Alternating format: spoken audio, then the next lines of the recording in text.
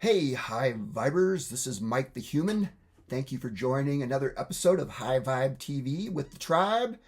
And if you like this channel, please subscribe, give a thumbs up, and possibly even consider looking into the affiliates down below in the link section. Today we have Peter Kirby, and we will be discussing his new book about chemtrails. The name of the book is called Chemtrails Exposed, a New Manhattan Project, and we'll be getting into all the good juicy details about what they're spraying in the skies. Like all guests, I don't agree with every little thing that's been said, so don't take everything that's put on this channel as something that I personally support, but for the most part, we're capturing the essence of these issues that need to be discussed on a greater level. Enjoy!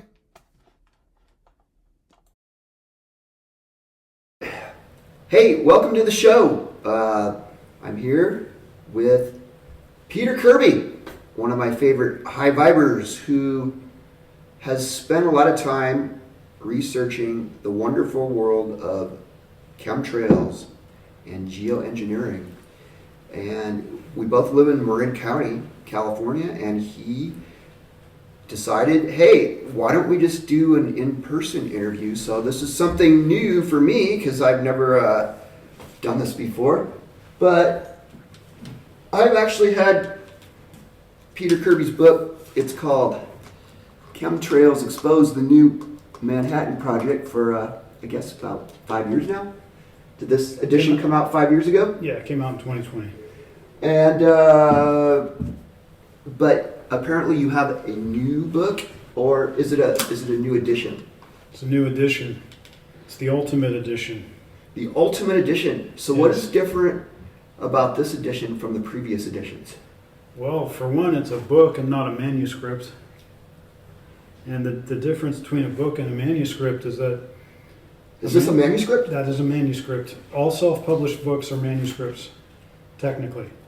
Okay, we're getting into technicalities here that I didn't know about. Yes, a book is something that goes through an editing process, a third part or a second party editing process. Has an editor, at least one editor on it. Usually it goes through a legal department to get legal clearance, and then it'll be published, promoted, and sold by an actual publishing house. That's a book. Okay, and so the new edition that we don't have a copy of handy right now comes from Skyhorse Publishing. Came out about 2 weeks ago. 2 weeks ago yesterday, to be specific. And their editors really put a really nice shine on it. So I'm really happy with it. I mean, I had to review it for myself. I've only read this book like 15 or 20 times, you know what I mean? But, I imagine so. This might be the last time that I read this book, but when I got my authors, I got 10 authors copies, and of course, so the first thing I do is review it, make sure that, it looks acceptable and, is what I wrote and all this. So I went ahead and I read through it, and, they just put this amazing shine on it. When you go to a bookstore and look at a book from a publishing house, it has a certain professional gloss to it, you know what I mean? There's barely any typos, if any at all. And, it just has a certain flow to it, and everything is done professionally, the fonts and the typesetting and the arrangement of the index, and, it has the chapter headings at the top of every page and everything. These are all little niceties that only professionals know how to do. So it's basically a glossier version of your previous effort. Yeah, but I actually did a full edit and update of my manuscript for the Skyhorse edition. I eliminated 2 chapters. Okay, so there's new information as well as old information being nixed because it's not relevant. Yes. Any longer. There were a couple of chapters in the manuscript that kind of slowed things down. If people are familiar with my work, these were the chapters: Truly a New Manhattan Project and Vice Admiral Rabworn. Both of these things, they had good information in it, and I really liked them, and I think people will still enjoy those chapters in the manuscript if they read the the self-published manuscript. Go back and read that. Those are selling for like $100 these days. But what those chapters did was they just kind of slowed down the whole thing, because what you need to do, and what the Skyhorse edition does, is you come out with a first chapter that just is, I just call the first chapter Chemtrails Exposed, like the self-published manuscript. The first chapter is generally the same, where I just lay out the most compelling evidence and the most compelling arguments. Like right off the bat, I want to establish that, there is very strong evidence for this going on. And, I lay out the evidence. There's not a whole lot of rhetoric in the book. The rhetoric in the book is really just geared towards priming the audience for the actual evidence and stitching the actual evidence together with a minimal amount of rhetoric. If you look at a lot of other books, it's mostly rhetoric and very little evidence. But Chemtrails Exposed, at least the Skyhorse edition, is streamlined in that you got that first chapter that any reasonable person, if they read that first chapter, is going to say, hold on a second, this guy has something here. Because that's where I lay out probably the most compelling evidence for it, which is something that I collected, the California Air Resources Board data, which was available on their website, which they scrubbed after I publicized it. And that's, it shows a progression of time. Of course they did. Yeah, it shows a progression of time. I mean, we have all kinds of environmental samples, like rainwater samples, soil. There's been radiometric evidence showing that chemtrails are not contrails. Dane went up and got direct evidence. And referring to Dane Wigington, the other big guy in the field. Geoengineeringwatch.org. He went up in a plane and got direct samples. Okay, in the world of science, they really wanted that. This was a question that people kept on asking. Well, do you have direct samples? Direct samples, like as in, you need to go up there and take a sample of the thing as it's in the sky, in situ, as they say. Well, from my understanding, everything is contaminated at this point with these chemicals that they're spraying on us. Well, yeah. But I wanted to establish that. We are being sprayed, and there's a bunch of different scientific ways to establish that. I like the CARB data, because California Air Resources Board data that I found, because it was collected by career scientists. The data was collected by career scientists. It was put through a process that has all kinds of checks on it to make sure that the data is correct. And it has the advent of time. It has the advent of, I think, over the course of 10 years. Every year they're sampling how much aluminum and barium is in the air. So you see like it go up from 1996 when the large-scale domestic spraying operations began. I mean, to me, this is the most damning evidence. So you're basically proving that yes, it is a conspiracy, but no, it is not a theory. It is pretty much fact at this point. There's enough scientific data to back this up. It is 100 times over. Yeah, and there's a stigma to that word. But I want to continue. There, the book, by eliminating the Truly a New Manhattan Project chapter and the William Raborn chapter, what you do is right after that first chapter, then you go into the 4 elements of this project. Each element has its own chapter. The 4 elements of the New Manhattan Project are electromagnetic energy, the planes, the sprays, and the command centers. Those are the 4 things that make up the New Manhattan Project. So I have a chapter on each of those.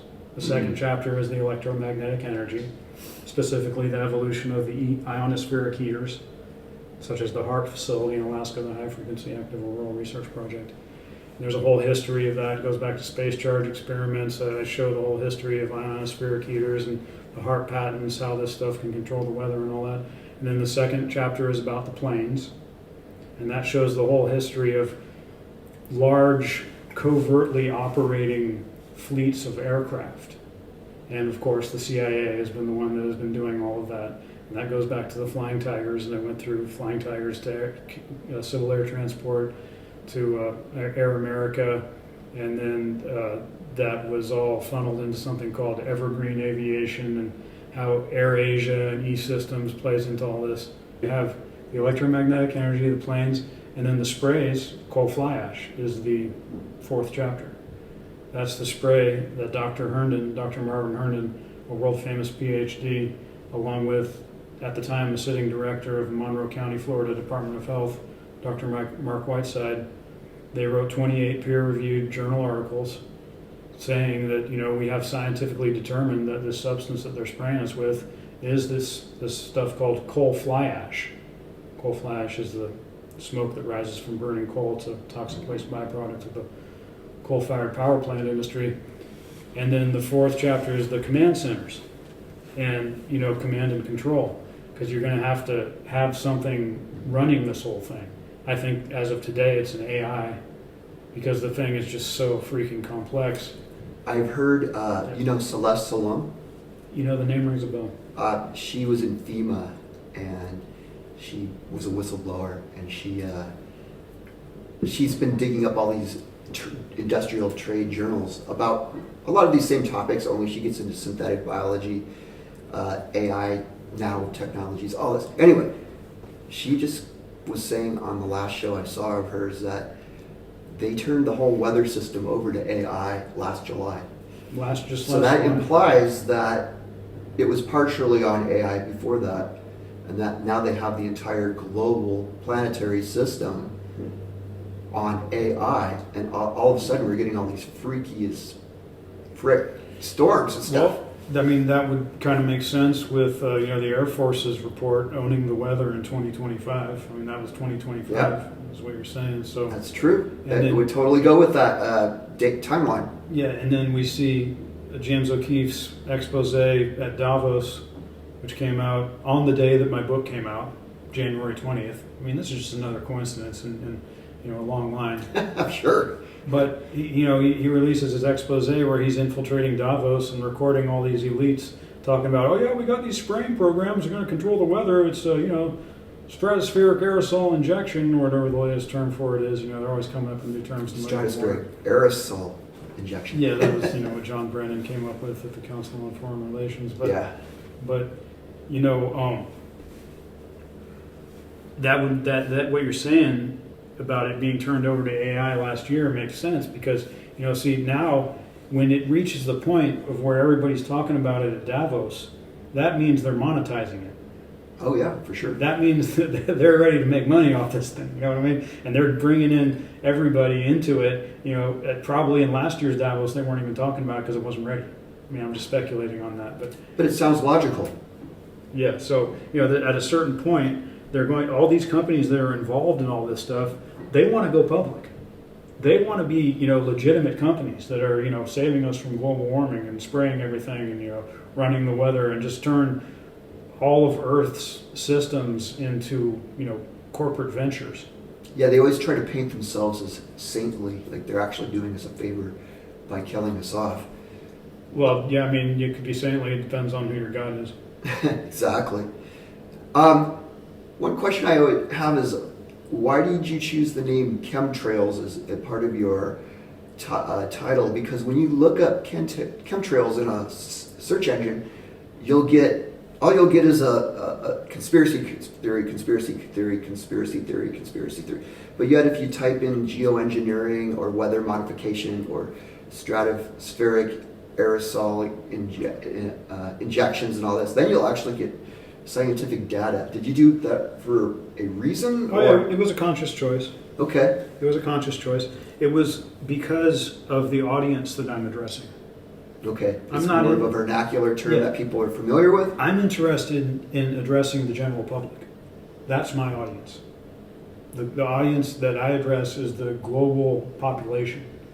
If you want to address policymakers and politicians and bureaucrats and scientists and stuff, then you use the term geoengineering. That's just the tack that I chose. Dane, and we had a little disagreement about this early on, and he's respectful enough of me and I'm respectful enough of him to respect each other's choices here. But he initially contacted me. I forget whether I don't think it was phone. I think it was some emails or something. We've been in sparse contact over the years. For one way or the other, I got to know that he didn't want me using the term chemtrails. He thought it was harmful to the movement. But I stuck with it because,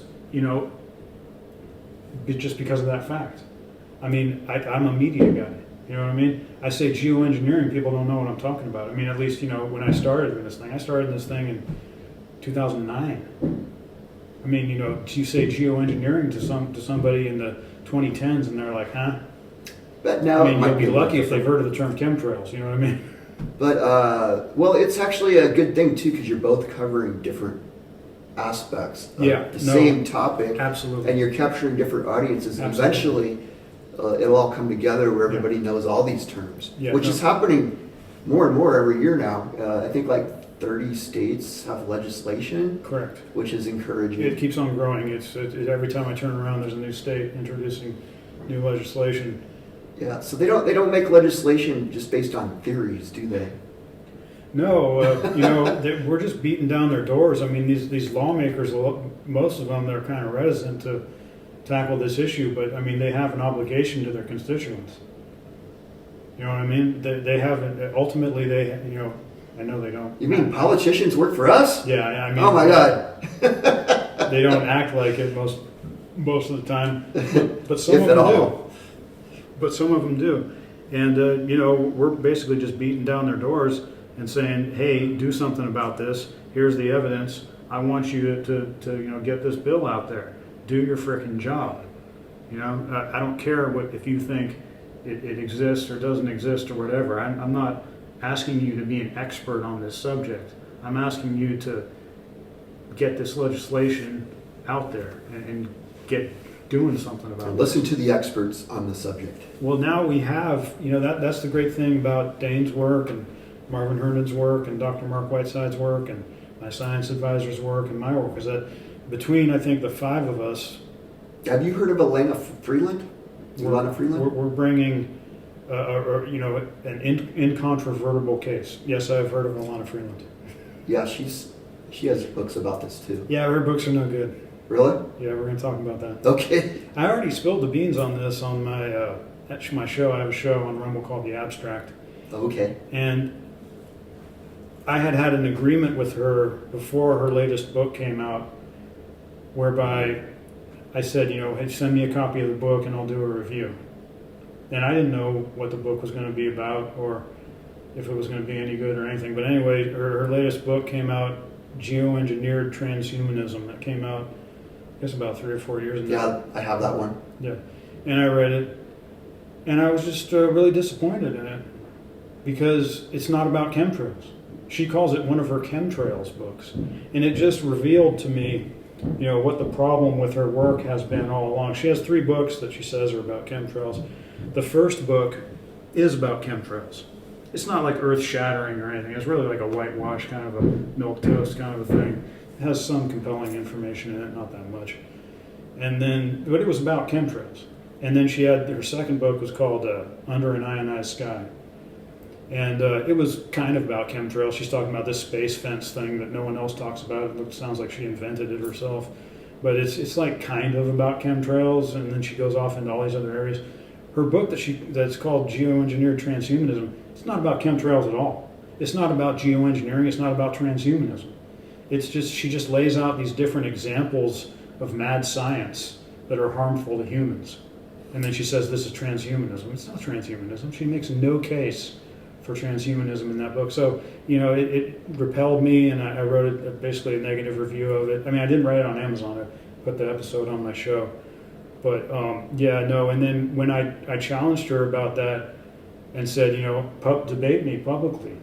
I have reasons to say what I'm saying, and I'm going to stick to it. And as soon as I said that, I think we might have had a phone conversation. No, it was emails.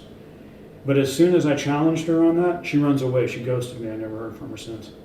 So this is how intellectually dishonest she is.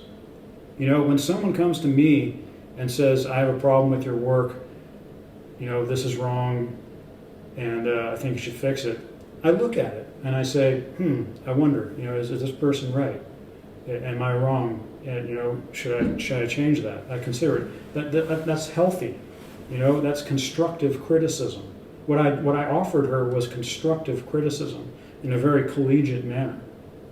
And when you see somebody that is offered constructive criticism, someone who's looking to make her work better, and then she just runs away, and I don't want to have anything to do with you anymore. That's not somebody you want to listen to. That's not somebody who's really seeking truth. I knew that she was like this from when I appeared with her in the anti-geoengineering conference in 2017. I've met her a couple times. She came to Marin and did something some years ago, and in 2017 I actually appeared on the schedule with her at the main library in San Francisco, and she was the only one who brought copies of her books to sell. They had the management of the library had to come down and say, oh no, you can't sell books here. Like, you can use our auditorium, but not to sell books. And she had to pack up her books and all this kind of stuff. I was there giving away free copies of my book. She tells me that she was a go-go dancer in San Francisco back in the 60s or 70s. Oh, really? Makes sense to me. That's what she's doing now. She's shaking her ass, having people try to put money in her clothes. Well, I do have to give her credit. No matter how you judge her actual work, she has been bringing attention to the issues. She muddies the waters, is what she does. Yeah. Well, let's hear more about your work then. It's all there. I'm done, man. You know what I mean? I already did it. I don't want to. I don't like talking about my own death. But if I died today, I'd be okay with that because, I did something. I did what I could. You said you had 2 other books? Oh yeah, these aren't really books. These are manuscripts. These are manuscripts. Things that are available on Amazon. Things that I just self-published. But this is the only thing you've done relating to chemtrails and geoengineering. Yeah, it was a whole evolution. It started in 2012. Well, how exactly did you get into this topic? Like, did you just wake up one day? You want me to tell my God. origin story again? I've been telling it like every interview I've done recently.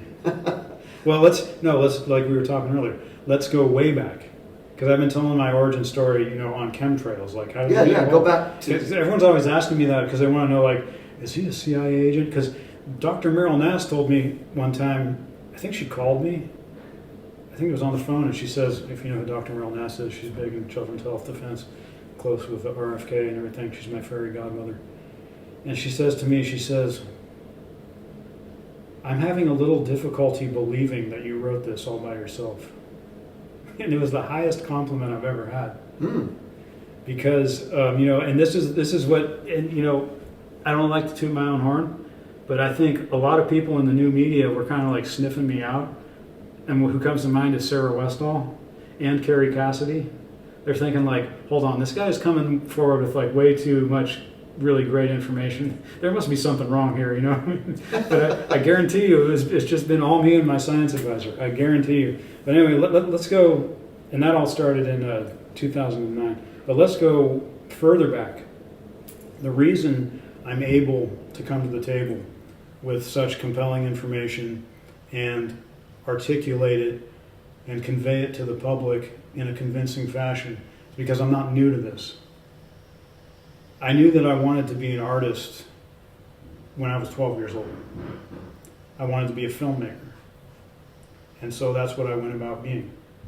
And it started with photography classes in high school. And, I studied radio, television, and film at Long Beach State, as well as San Francisco State. I didn't get into the film school. And that's okay, because what I submitted as a film to get into the film school had a big technical error in it, so I can't really complain. But I wasn't happy at SF State, and after I didn't get into the film school, I dropped out. But I continued making films. I dropped out, but I continued. I made a bunch of Super 8s at SF State. And then after I dropped out, I worked in a camera shop. It was a place called Action Camera on West Portal Avenue in San Francisco, if you're familiar with it. A really great guy named Vladimir Gornitsky ran it. He's probably dead now. He was really old when I was working for him. But I learned all about the old cameras and things. We sold movie cameras, old cameras. They refurbished cameras. He had Vladimir would repair cameras himself. They had another guy that would come in and help out. And, I learned a lot there. So I'm familiar with, pretty much all 16 millimeter cameras, 8 millimeter, Super 8, all 35 millimeter, but throughout all this experience, what you learn is the art of it all. I mean, I consider myself an artist.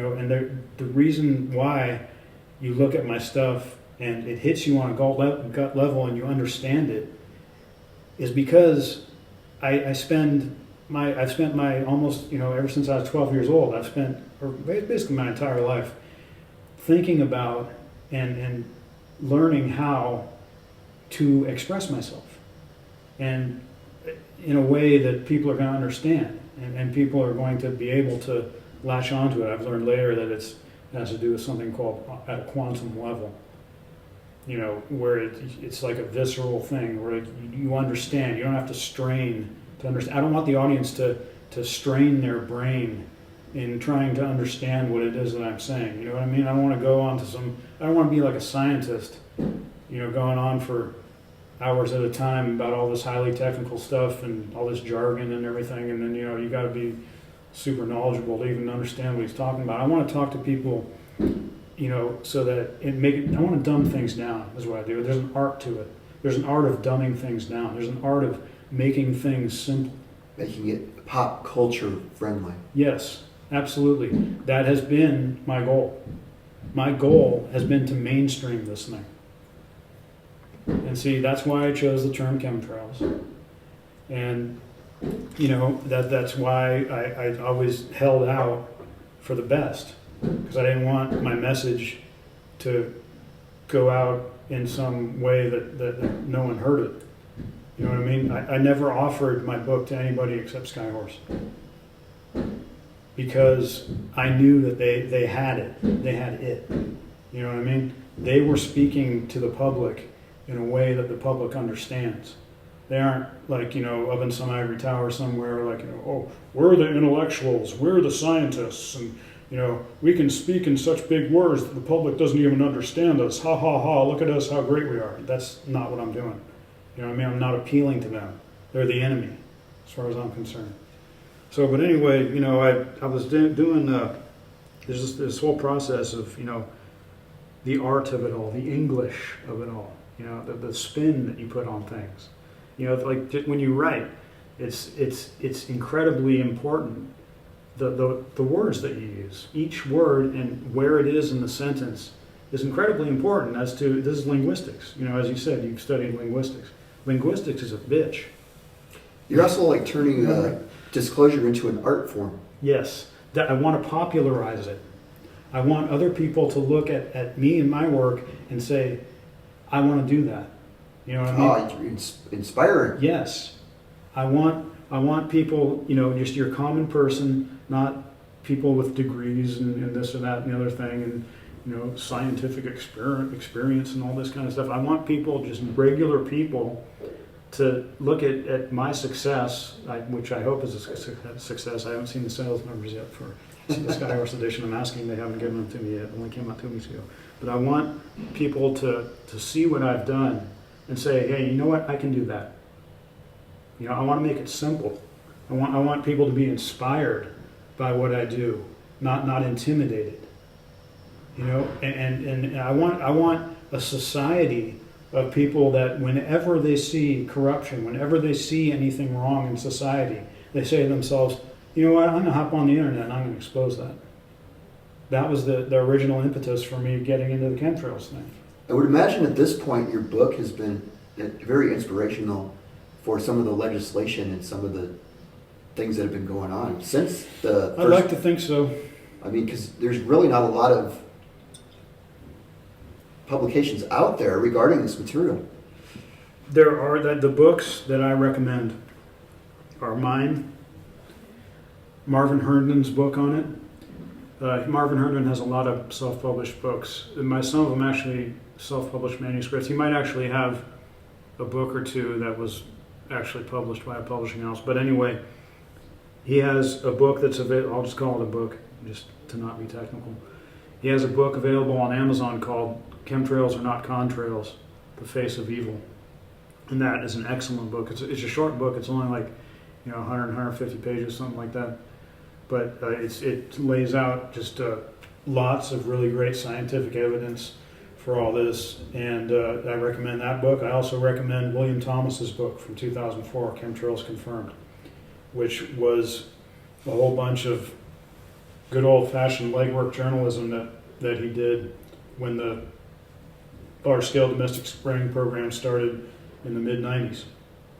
He went out and got people's personal stories of all this stuff, and I feature it in my work.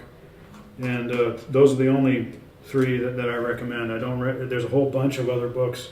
I've never seen any other book that's there was like some, I've read a lot of anti-geoengineering books, and there's been very little that's worth going over. Has Dane Wigington actually wrote any books? I don't think he has. Dane has a book, right? He does have a book. You're right. He has a book, but it's like a compilation of articles that have been on his website. It wasn't like he, sat down and wrote a whole book with like chapters. Yeah, it's just a compilation of stuff that's on the website. But there is some good information in there. That book is actually really expensive now. Last time I checked, it was selling for like, I don't know, some crazy amount, like $500 or something like that. Yikes. Yes, because there weren't that many out there. Mine, of course, I have a copy of it. I bought it years ago. But it's got all my writing all in it. I do that to all my books. Well, he's out there enough telling all this stuff over and over. I'm sure it's repeated. Yeah, but people might want to have it as a collector's item kind of thing. That is true. I mean, that book you have right there, that's going for $100 on Amazon now. Wow. And nice. There's one copy that says it's in like new condition. I think it was going for $400. This is like pretty much like new. Close enough. In the world of collectors, it's got to be really sharp. It's probably not perfect, but yeah, you know how that goes. There's yeah, exactly. Grading thing, but yeah, I don't know if they're selling. I guess they're selling at $100. There's quite a few of them available, but I have some old copies, and I won't sell them. I have copies of this, and I have copies of the first edition, which came out in 2016, which has a different cover. I have some copies of that as well. And I wouldn't sell them until holding on to them like Bitcoin, huh? Well, I just don't want to let them go for I sold one of the ones with the hand-drawn cover, the one before this, for $100 on eBay not too long ago when I was really strapped for cash. I'm still strapped for cash, but I mean at that point it really needed like $100. Wow. This is the life of an artist. I mean, you've heard about this thing, right? You're not in this for the money, no. For sure. Not in it for the money per se, but I mean, it would be nice to have it. You know what I mean? It would be nice that's because we need it to survive, of course. Yeah, I mean, it lubricates your life. I can't go play golf. I don't have a car. There's other things that I'd like to do as far as promotions. I'd like to travel to certain places. I want to go to certain libraries and do more research that costs more money. I want to, look at special collections in certain libraries and things. I mean, interlibrary loans cost money. I mean, if you want to access the archives at UC Berkeley and the Northern Regional Library Facility, you got to pay $100 a year. And wow, they charge you for that, huh? I just don't. Yeah, well, if you're not a UC student. You're not a student. Yeah. So, it's just, I know there's that knock on me, like, oh, look, he's just trying to sell a book. Well, first of all, listen to this. Is Rachel Carson bad for writing Silent Spring in 1962? She's made a lot of money off of that over the years. I mean, why don't people say, oh, look, she's been selling a book. She exposed the DDT thing, yeah, but I mean, she's trying to sell a book, so she's bad. She made money off it, so she's bad. I mean, do you understand how asinine that is? From my understanding, very, very, very, very few people make money on books. Oh yeah. You have to be somebody like J.K. Rowling or someone who's Harry Potter or whatever. Your books has to be huge. Otherwise, almost nobody makes money on books. Yeah, that your book has to be huge, and that's what I'm counting on. I mean, I'm calling it. Well, your time has come, that's for sure. I mean, I don't know why it wouldn't sell. I mean, all the conditions for everything are just absolutely perfect. Couldn't be any better. I mean, and then I've done some of the biggest shows, like the Tucker Carlson show, and I've been on War Room, Steve Bannon. I'm a regular on Coast to Coast AM. I do all kinds of children's health defense shows and stuff. I mean, I know from experience over the years, I used to have a web tracker down at the bottom of my homepage that showed all the hits that you get on, it showed a globe that would spin around, and it showed all the hits where I got hits from all over the world. And I've been republished all over the world in all kinds of different languages and all this kind of stuff.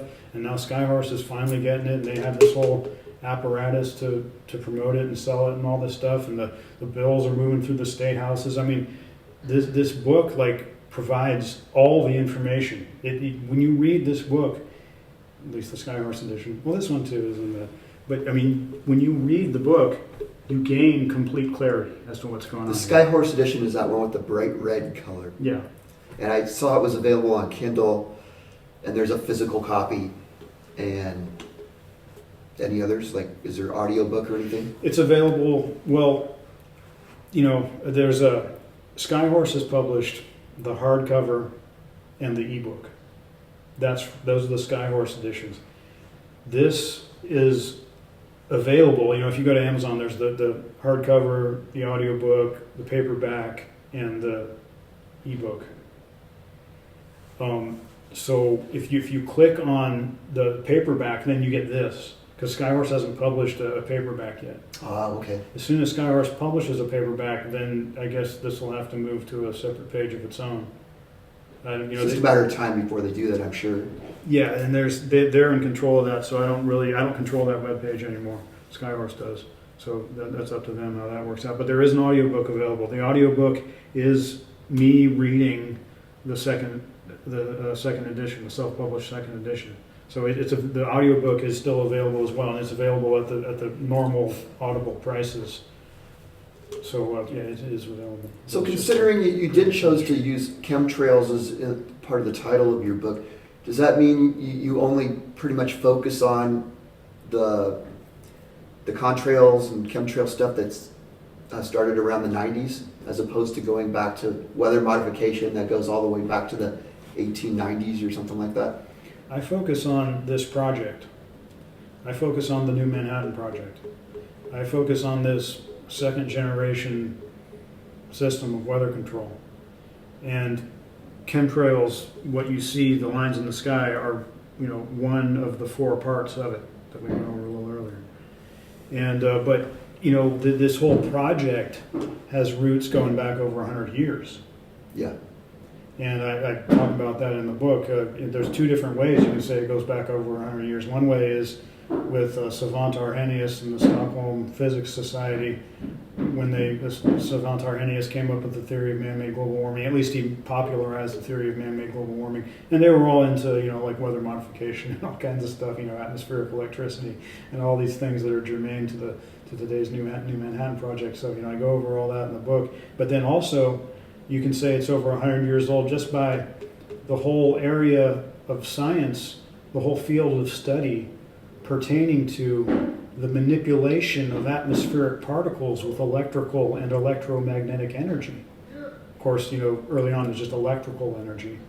And they found over 100 years ago that if you just electrify a wire, an unsheathed wire, if you just electrify it with direct current, atmospheric particles are attracted to it, and they're attracted to it, and they glom onto it. Interesting. And this was something that, you know, I think the guy's name was William Gilbert. He was like the court physicist of Queen Elizabeth. So, and then there's also you know, this whole, and that actually ties into the whole field of electrostatic precipitation. That's actually the name of the field of the manipulation of atmospheric particles. Electrostatic precipitation. Electrostatic precipitation. And so that whole thing is covered in the book as well. And the most pertinent aspects of that was the work of Frederick Cottrell, who was basically a UC Berkeley professor. And I need to get over there. That's why I need to pay $100. Because I bet you they have, I haven't even checked yet, but I think they have a special collection of Frederick Cottrell. And he was the guy who came up with the first electrostatic precipitators, or at least the predecessors of today's electrostatic precipitators. Of course, the technology has gotten a lot better over the years, but he was the one who first started building and installing these machines on coal-fired power plants and other industrial plants as a way to intercept this pollution that was fouling the biosphere of all these you know, people and animals and land that surrounded these industrial plants, because there were a lot of class action lawsuits. But that goes back to like the late 1800s, early 1900s. So that's actually, well, that's kind of like the whole field of electrostatic precipitation. But there's two definite ways that you can say it's over 100 years old. That's what I focus on. Like, how did this whole thing come together? You know, like, where does this whole project come from? Like, where's the evolution of all this? And even before that, what you're really looking at, and I intend to look into more of this. I'm reading world history right now. And the reading of the world history, I mean, I'm not talking about like reading a book or two. I'm reading like a 10-volume set by William Durant. It's called The Story of Civilization. And then I also plan to read another more expensive set by Arthur Toynbee. I forget the title of that. It's got a similar title. Because that's like 10 or 11 volumes. Well, I mean, it's like this many books. You know? Wow. So hardcore. Yeah. So I want to have a real foundation in world history, because this whole thing is so very pertinent to our existence on this planet. But okay, so I'm going to read world history, and then where the New Manhattan Project really starts is in like the late 1800s. I want to start in America with the Civil War and then the Reconstruction era. That's because that's when, that was the late Industrial Revolution. Everything changed about that time. The Industrial Revolution changed everything. And, in the late Industrial Revolution, there were these guys, the tycoons, they call them, I guess they were the oligarchs. Robber barons? Robber barons, that's the title. They became so fabulously rich that it was like, okay, what are we going to do now? You know what I mean? And so they were thinking big, just like the scientists who detonated. Take over the world. What else? Yeah. So I think that the roots of all this, controlling the weather, is something that might really just come to mind if you're thinking, how do we control a society? How do we just dominate everything? How do we rule the planet? Controlling of the global weather would be a good way. That and the educational system and the medical system. Well, yeah, they were throwing all that in. They pretty much tackled it all. I mean, I have extensive information about the Rockefellers. Yes, I'm sure there's a lot to be learned about them. I've just started with the Rockefellers. I've just started with them.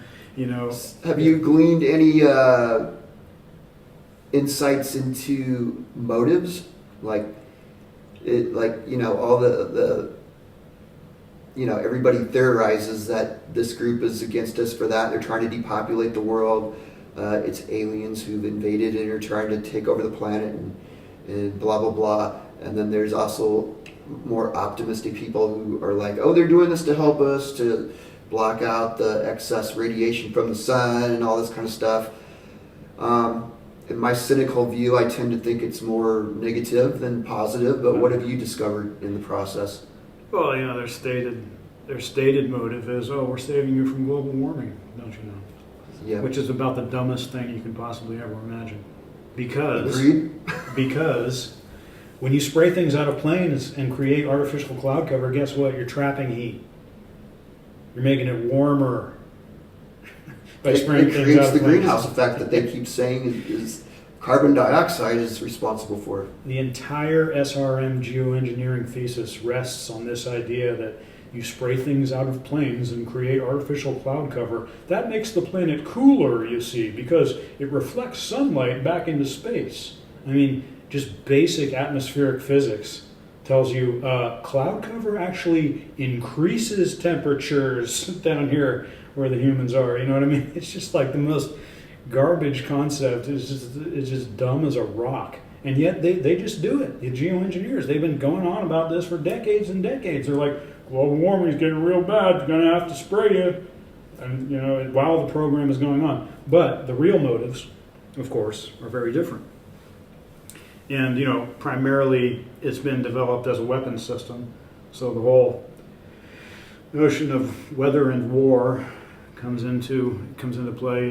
If you're in an active shooting war with somebody and you can control the weather, well, that gives you basically an unbeatable advantage. You can conceal your troop movements with clouds. Is it primarily nation states that are responsible for this, or is it transnational corporations that have accumulated enough power to supersede the authority of nation states? Yeah, it's something that supersedes nation states. They don't care about nations. They don't care about states. So it's unlikely that legislation that individual United states are actually enacting will put an end to all this? We are Or forcing the issue. Forcing the issue into the open. That's the objective. Well, there's that, but I think we've already accomplished that. Even though the mainstream media doesn't really acknowledge it still, I think it's already in the Overton window. I think it's already in conventional. Oh, more people know about this now than yeah, definitely even 10 years ago. and Dane's appearance on the Tucker Carlson show was kind of He's all over the place. He's on pinnacle of that. He's on every interview channel that I've seen. Yeah, he's he's been on every outlet that will cover it. But they, the real motives of it all are very different. What I outline in the book is the most compelling information that I came up with was actually something that was floated to the internet, and it came across to me by Michael Murphy. It was did a lot of Michael Murphy's work. The 3 movies that he did are really great as well. He's another source that you need to look at, unlike Alana Freeland. Okay. But come on, Alana, where are you? I mean, challenge me here, debate me. I've been here the whole time. Like, where are you? I mean, she totally ghosted me, bro. But anyway, Michael Murphy, his 3 movies are really great. I had a lot to do with getting Michael Murphy's 3rd movie out there. I got a cease and desist order over it, and I had to stop working because his brother. That's a badge of honor. Yeah, I didn't want to talk about it too much at the time. I had like a little fundraising account. I figured I had to raise about $2,000 to try to free this thing up. Maybe pay off his brother who had the rights to it, but it kind of blew up in my face. I had to just leave it all behind, and I don't want to talk about it too much because I know who leaked it to the internet. If I'm not going to say. Oh my God! But yeah, it just got leaked because sounds a little dramatic to me. No, they had it. You know what I mean? They had the movie, but they didn't want to release it because their Michael Murphy's brother was like basically an asshole, and he didn't want he was all like, you guys are a bunch of tinfoil hat wearing losers, and I don't want to have anything to do with you. And it was hard. Maybe if I was a little more diplomatic, I talked to him on the phone, and he was hard to talk to. But eventually, I think he actually died. Is what happened. I think what happened. I don't have confirmation of this, but I think his brother actually died as well. And then the person who had the video heard about that and just said, "Okay, we're releasing it." That one's called An Unconventional Shade of Gray. But anyway, he wrote an article a long time ago. I guess it was like 2012, 2013. There's on some grungy little website or something where he started talking about the weather derivatives market and saying like, maybe this has something to do with weather derivatives market. Weather derivatives market. You've read the book, haven't you? Yeah, but I'm sure nobody else has heard of this. Well, I mean, the Chicago Mercantile Exchange has a water futures market too that's based on California rainfall, but that's kind of another story. But it's just one of those concepts that's unfathomable to even conceive of. Yeah. So if you have a global weather control system, and you have foreknowledge of what these operations are going to be, well, then you can make a killing in the weather derivatives market, can't you? And it all came out into the open. The new Las Vegas. Oh, it's the old Las Vegas. Are you kidding me? It all came out into the open during when Enron came out in the late 90s. They went bankrupt in 2001 or 2000, and it caused a big stock market crash. Yeah, I remember that. Crash in that year and everything. But in the late 1990s, they were the ones who first developed these markets. But I mean, that's scandalous enough, right? Enron was one. They're into like natural gas and electricity, all these, energy markets that are interdependent upon weather and temperature, and people use more natural gas if the temperature is low. People use more electricity if the temperature is high because of air conditioning, and so a weather control system ties right into that, right? This is like Ken Lay's wet dream, Yeah, for sure. And so, but anyway, that's scandalous enough because they were just, one of the most disreputable companies ever in the history of man. But when you look back and you find the origins of the weather derivatives market, you find it in the work of a University of Missouri professor. This was something I neglected to mention on the Tucker Carlson show. This just slipped my mind. But there's a professor who was writing papers in the late 1960s by the name of James McQuigg at the University of Missouri. And in those papers, you find the same terminology that they use in today's weather derivatives market, something called a degree day thing, and then there's like a 65-degree threshold and other little terminology things. It's the same terminology that they're using in today's weather derivatives market. You find it in his work, and his work is all about weather modification's effect upon energy markets. Oh my gosh. Imagine that. It's in the book. It's a bombshell. I mean, I don't know why this information hasn't gained traction. I've been screaming about this. I've been saying this. I know it slipped my mind on the Tucker Carlson show, but everywhere else I've been saying, I don't know why people don't latch onto this. You know what I mean? I mean, here's a financial market that was founded in weather modification, founded in fraud. That you can just. I mean, why is there no investigation of this? You know what I mean? To this day, they're probably receiving information about weather modification operations pertaining to their positions in this market and stuff. I mean, let's get at it. You know what I mean? I have no ability to do any of this. All I have the ability to do is research it and publicize it, and then other people got to take the ball here. You know what I mean? And it's just I get a little frustrated sometimes. I don't get so frustrated anymore. At first, it was like banging my head against a wall. But my work has been therapeutic over the years. I take solace in the fact that I know I did my best, and I know I've brought out bombshell after bombshell on this thing. And if the world goes to hell, then I'll just be like Jim Morrison and say, I want to get my kicks before the shit house goes up in flames. Well, you also did as much as you could to sound the alarm, and there's something in the psychology of humanity. They just like. La la la, it's like too much bad news, can't compute. They don't want to know. And they just don't want to know, so they're just going to go to the movies instead or whatever. I didn't want to know. Nobody wants to know about this. You don't want to know. You don't want to. It's kind of like, what evangelical Christians have been saying all along. It's just like the devil is in control of everything. There's evil people running this world. Okay? That there is no doubt. Yeah. I mean, it's been made very apparent. I mean, if you have two brain cells to rub together, you can see how completely deceptive and dishonest the mainstream media has been in recent years. I mean, they've always been this way. But it's been just made blatantly apparent to anyone who has any type of cognitive ability. Well, it got worse when they passed the Smith Modernization Act in 2012, which legalized propaganda against our own citizens. Mm-hmm. So now they can do anything with impunity. Yeah. And it hasn't been kind to this subject either.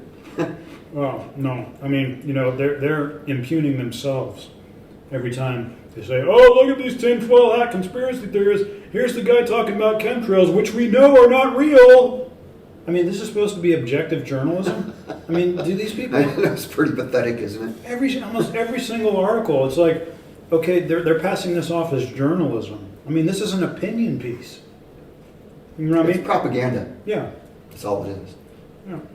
Yeah. I can't think of anything mainstream that's actually real journalism anymore.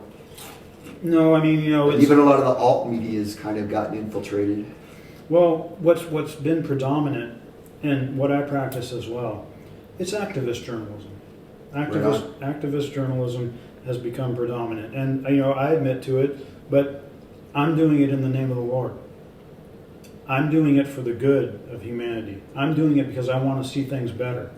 I want to have a life where everybody around me is happy, the environment is thriving, there's opportunities for everybody, nobody falls through the cracks, and there's happiness instead of misery. We have misery right now, is what we have. It's never been more miserable in America. Never. Or the whole world, for that matter. Well, I hold out hope that there are certain areas of the world that are still happy somehow, but... Well, I'm sure there's a few, but...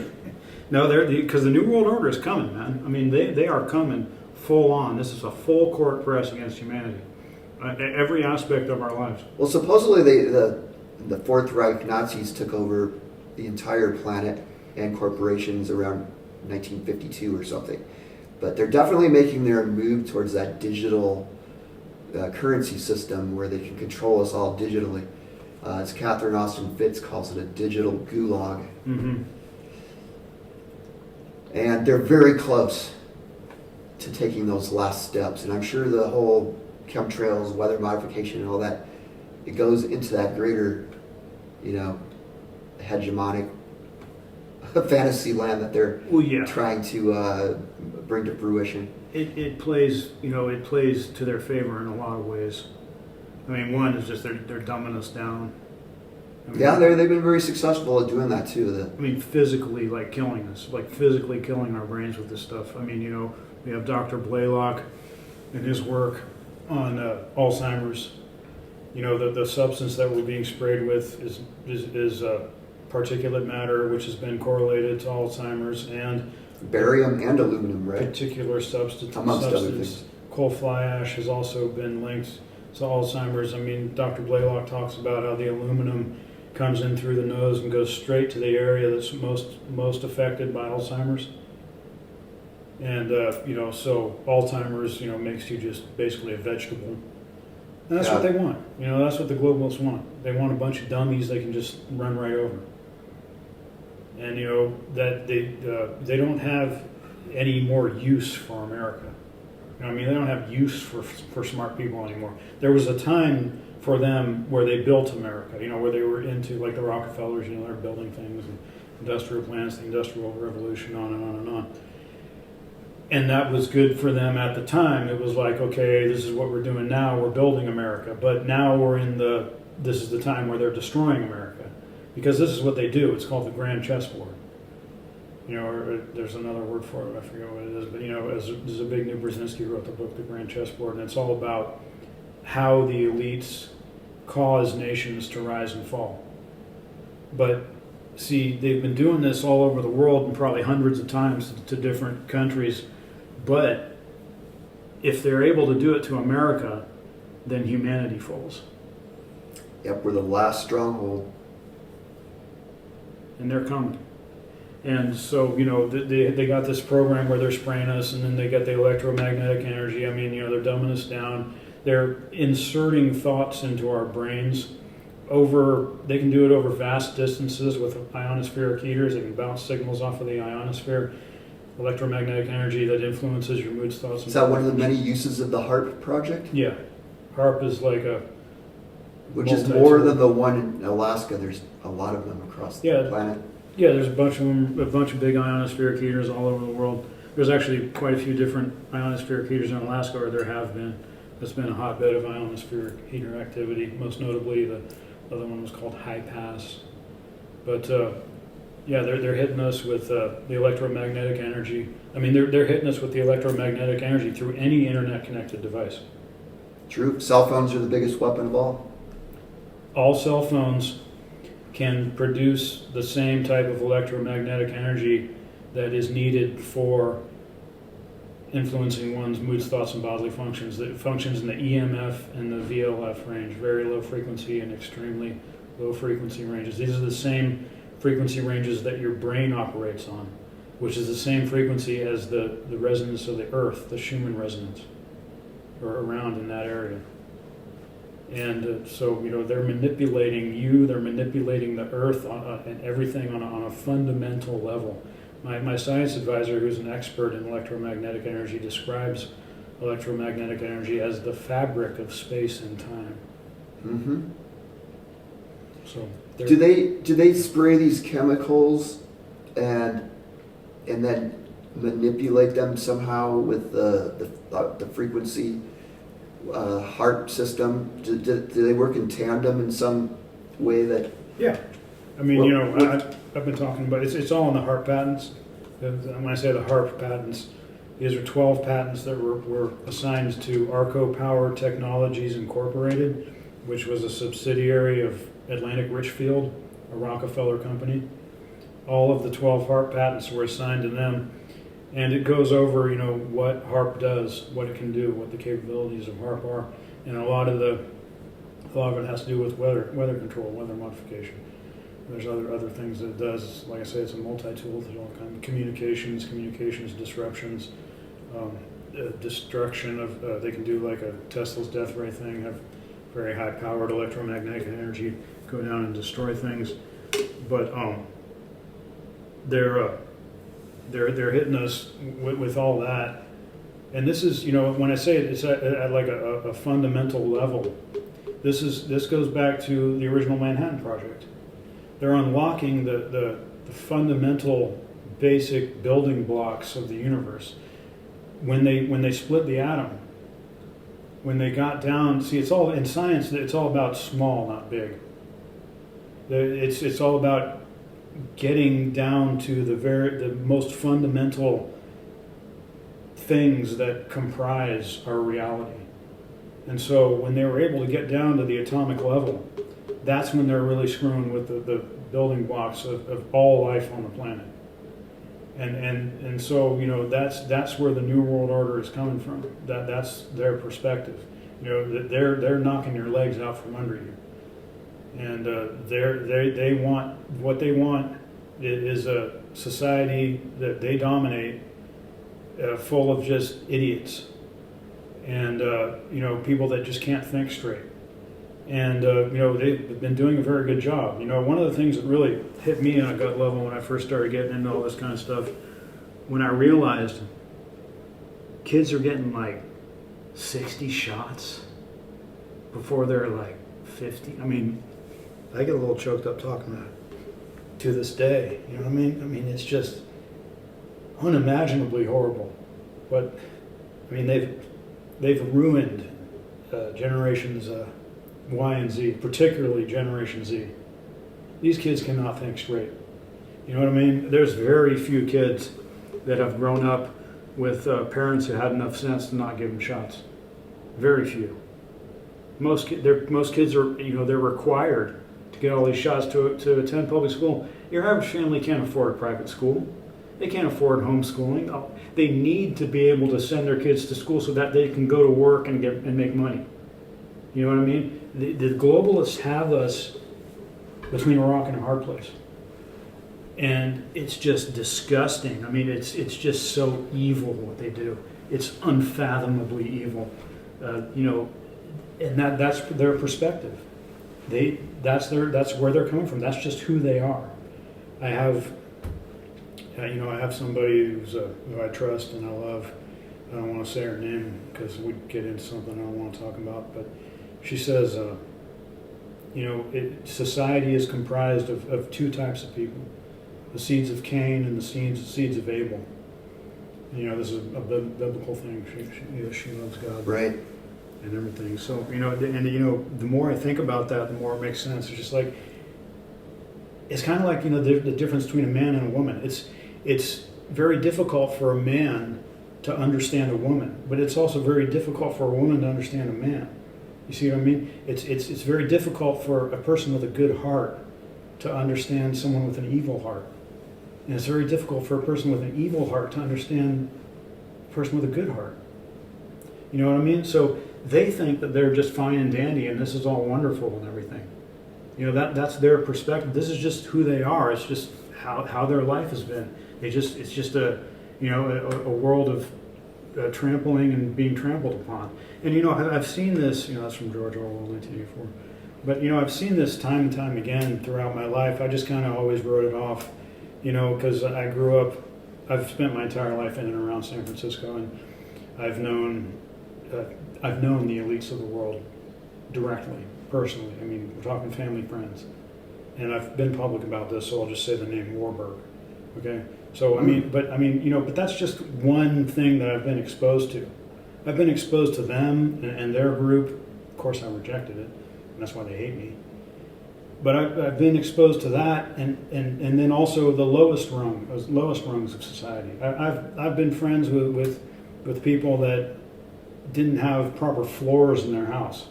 I mean, the family that grew up behind me didn't have a proper floor in their house. They had floorboards that had like some holes in it, and you could see the ground down below. They didn't have a telephone. And these are my friends. I mean, I had another friend in the city. His house was like one of the most disgusting things I've ever seen, but he was like a way cool guy, you know what I mean? So, and I drove a cab for like 20 years plus. So you talk to everybody. So, I mean, I've had this experience of life from the top to the bottom and everything in between. And, I've seen this time and time again where there's just certain people where, and you just kind of laugh it off, because it just seems kind of funny or whatever. But they just have this attitude where, everything is a scam to them. They're always trying to like just finagle their way into situations and rip people off and stab people in the back. And it's just what they do. I mean, they don't even think about it, It's just like, this is the way things are. Like, are you kidding me? Those are the seeds of Cain. And this is just the way it is. And, I don't know if those type of people are ever going to realize the error of their ways. I don't know how this whole thing is going to be resolved. But we got serious problems down here on Earth. When we got a population, it seems like half the population that's really just going about their lives and with this overwhelmingly negative attitude. Well, supposedly psychopaths are lacking in their cerebral cortex functions or something, which makes them psychopaths and sociopaths. And as far as I know, there's no cure for that. But yet, a lot of them still have the intellect to carry out their mad scientist visions and then bring them to fruition upon all of us. So it does seem bleak, doesn't it? It's like how it's the scope of everything is so immense. They're spraying the entire planet with this stuff. It's like how do we make it stop? Have you come across any viable solutions other than just sounding the alarm so that hopefully we can all figure out a way to do it? Is there any like? Yeah, I have a chapter in my book titled Solutions. And, the one that's really vital right now are the bills that are moving through state houses. And we have a federal bill that was introduced last year. It's got 3 co-sponsors on it now. It was introduced by Marjorie Taylor Greene, and it's got Massey and a couple other guys on it now. I'm forgetting their names. But, there's got 3 co-sponsors now. And, we're forcing the issue that way. There's that. And that's a good way for people to get involved because it's, a lot of a social scene. And I've been involved with this one group on X. It's called Reclaim Our Skies. I mentioned it on the Coast to Coast AM show recently. And that's a real vibrant community of people who are involved in these state and federal bills. And so, it's a good way to get involved. But there's that. And then, I'm encouraging a General Accounting Office investigation, the GAO. It's a federal agency that looks into government malfeasance. And, that's not a be-all, end-all, because that could just be another whitewash. But also, what I think would be best, actually, would be the formation of a federal grand jury.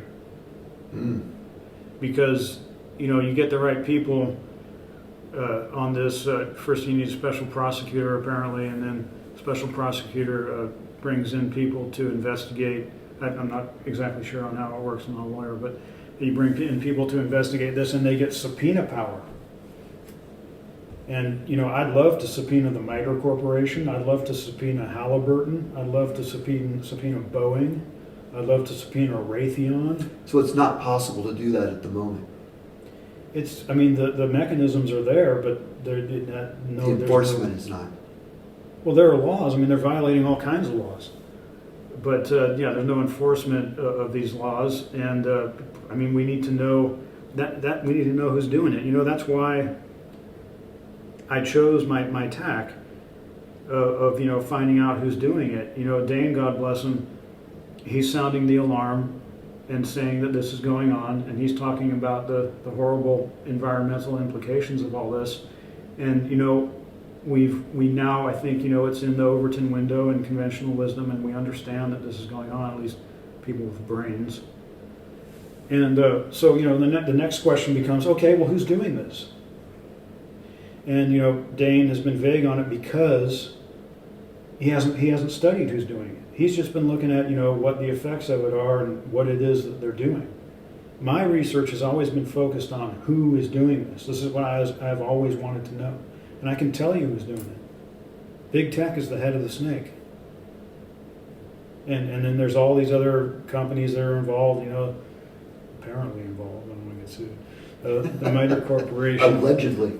Yeah, I mean, the MITRE Corporation is foremost in there, and there's a whole story on that. I've gone over that so many times, I'm kind of reticent to get into it. There's a video on my Rumble channel, the abstract called Why is Nobody Talking About the MITRE Corporation? Nobody else talking about Well, I'll leave all your info on the links below this Yeah. video so everybody can go check out your other interviews and your other things you have to offer, because obviously you can't cover it all in one tiny little discussion. No, I can't, and my brain isn't big enough to do that. I mean, this is a whole book that probably, how long did it take you to compile all this information and put it into Over it? 10 years.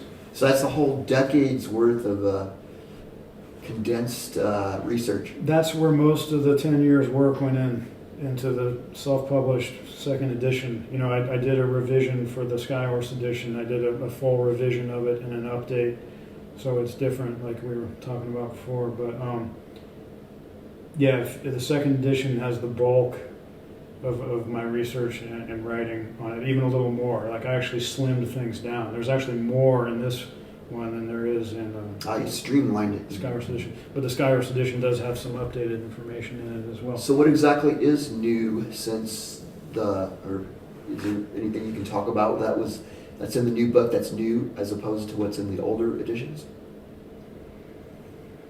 It just, there were some things that happened between the publication of this. Since 2020, some things happened, such as Dr. Marvin Herndon's paper about radiometric evidence proving scientifically that chemtrails are not contrails, as well as Dane's work, his documentary The Dimming came out after 2020, which had the evidence for the direct samples, the in situ samples. So that's very important information. And there was just other little things that I updated, but it's just having professional editors look at it and work on it. Really, I think it's twice the book that this was. Even though this one has more information in it, it's more succinct. Okay. In the Skyhorse edition. Better, more put together in a more efficient manner. More efficient. Yeah. It's just completely relentless. If if you read this one, the second chapter is truly a new Manhattan Project, I believe, and it kind of gets you off track a little bit. I mean, it's really interesting. The story of the origins of big science and Vannevar Bush and the radiation laboratory at the Massachusetts Institute of Technology during World War II, but there's only really a couple little nuggets out of there that are extremely pertinent to the story of the new Manhattan Project, such as the remote control of aircraft, as well as radar technologies that went into the formation of later formation of ionospheric heaters. Over the horizon radar was developed during World War II. Would you say that a lot of these, first of all, I can't imagine anybody not thinking these are contrails when they make these lattice systems in the sky that just spread out. Anybody's observing this, it's like, how could you think that's a contrail? But anyway, that's beside the point. Have you found that these are remote controlled planes doing this independently, or the word is also that they're just putting this stuff into jet fuel in general, or is it both? There may be stuff being put into the jet fuel. That I provide some compelling evidence for that in the book. But I think the primary way they're getting it up there is payload spraying. There's actual containers where they hold this stuff, and there's stuff in there, and then they spray it out. Because we're looking at massive amounts of material. Are there actually people flying these planes who are doing this, or are they robotically controlled? Sometimes they're just robotically controlled. Sometimes there's actual pilots in there. Like, you could be on a commercial airliner that's spraying chemtrails, and there's a pilot in there and everything. He's not in control of spraying the chemtrails. He doesn't know where the chemtrails are supposed to be sprayed. Or when So in that regard, the contrails are also chemtrails? No. No?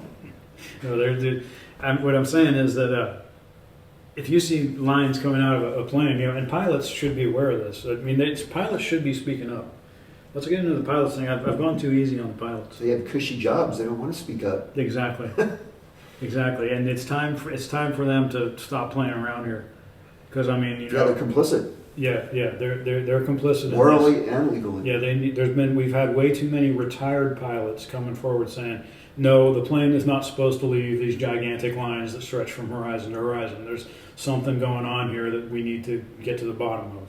You know, I mean, there's been, I don't know, like 20 of those that have come out. Wow, 20? Oh, yeah, they're all over the place. And they're still alive? Talk about it? There's been 2 retired Air Force generals that come out, a major general and a brigadier general. One by the name of Jones, the other one, I forget his name. But, there's been plenty of retired pilots who have come out. The active pilots, they know it's not right. But they're just going along with it. Isn't there a way to create a class action lawsuit against these corporations that are doing this? Yeah, but I mean, good luck with our court system. I mean, you've seen how corrupt it is. Yeah. Yeah. So basically, we need to clean up the court systems before we can clean up the air. It seems like. Yeah. I mean, there's lots of things that could be done. I mean, this is why I don't really rely on the courts so much. I think a federal grand jury might be a little different. But well, calling out corporations also affects their bottom line. If people know about this and they're convinced that these things exist, they may not invest their stocks and all that in that company or whatever. This thing, if it was fully exposed today and everybody was held accountable, it would just take down the entire global economy. Because they're all involved. They're all involved in one way or the other. Giant.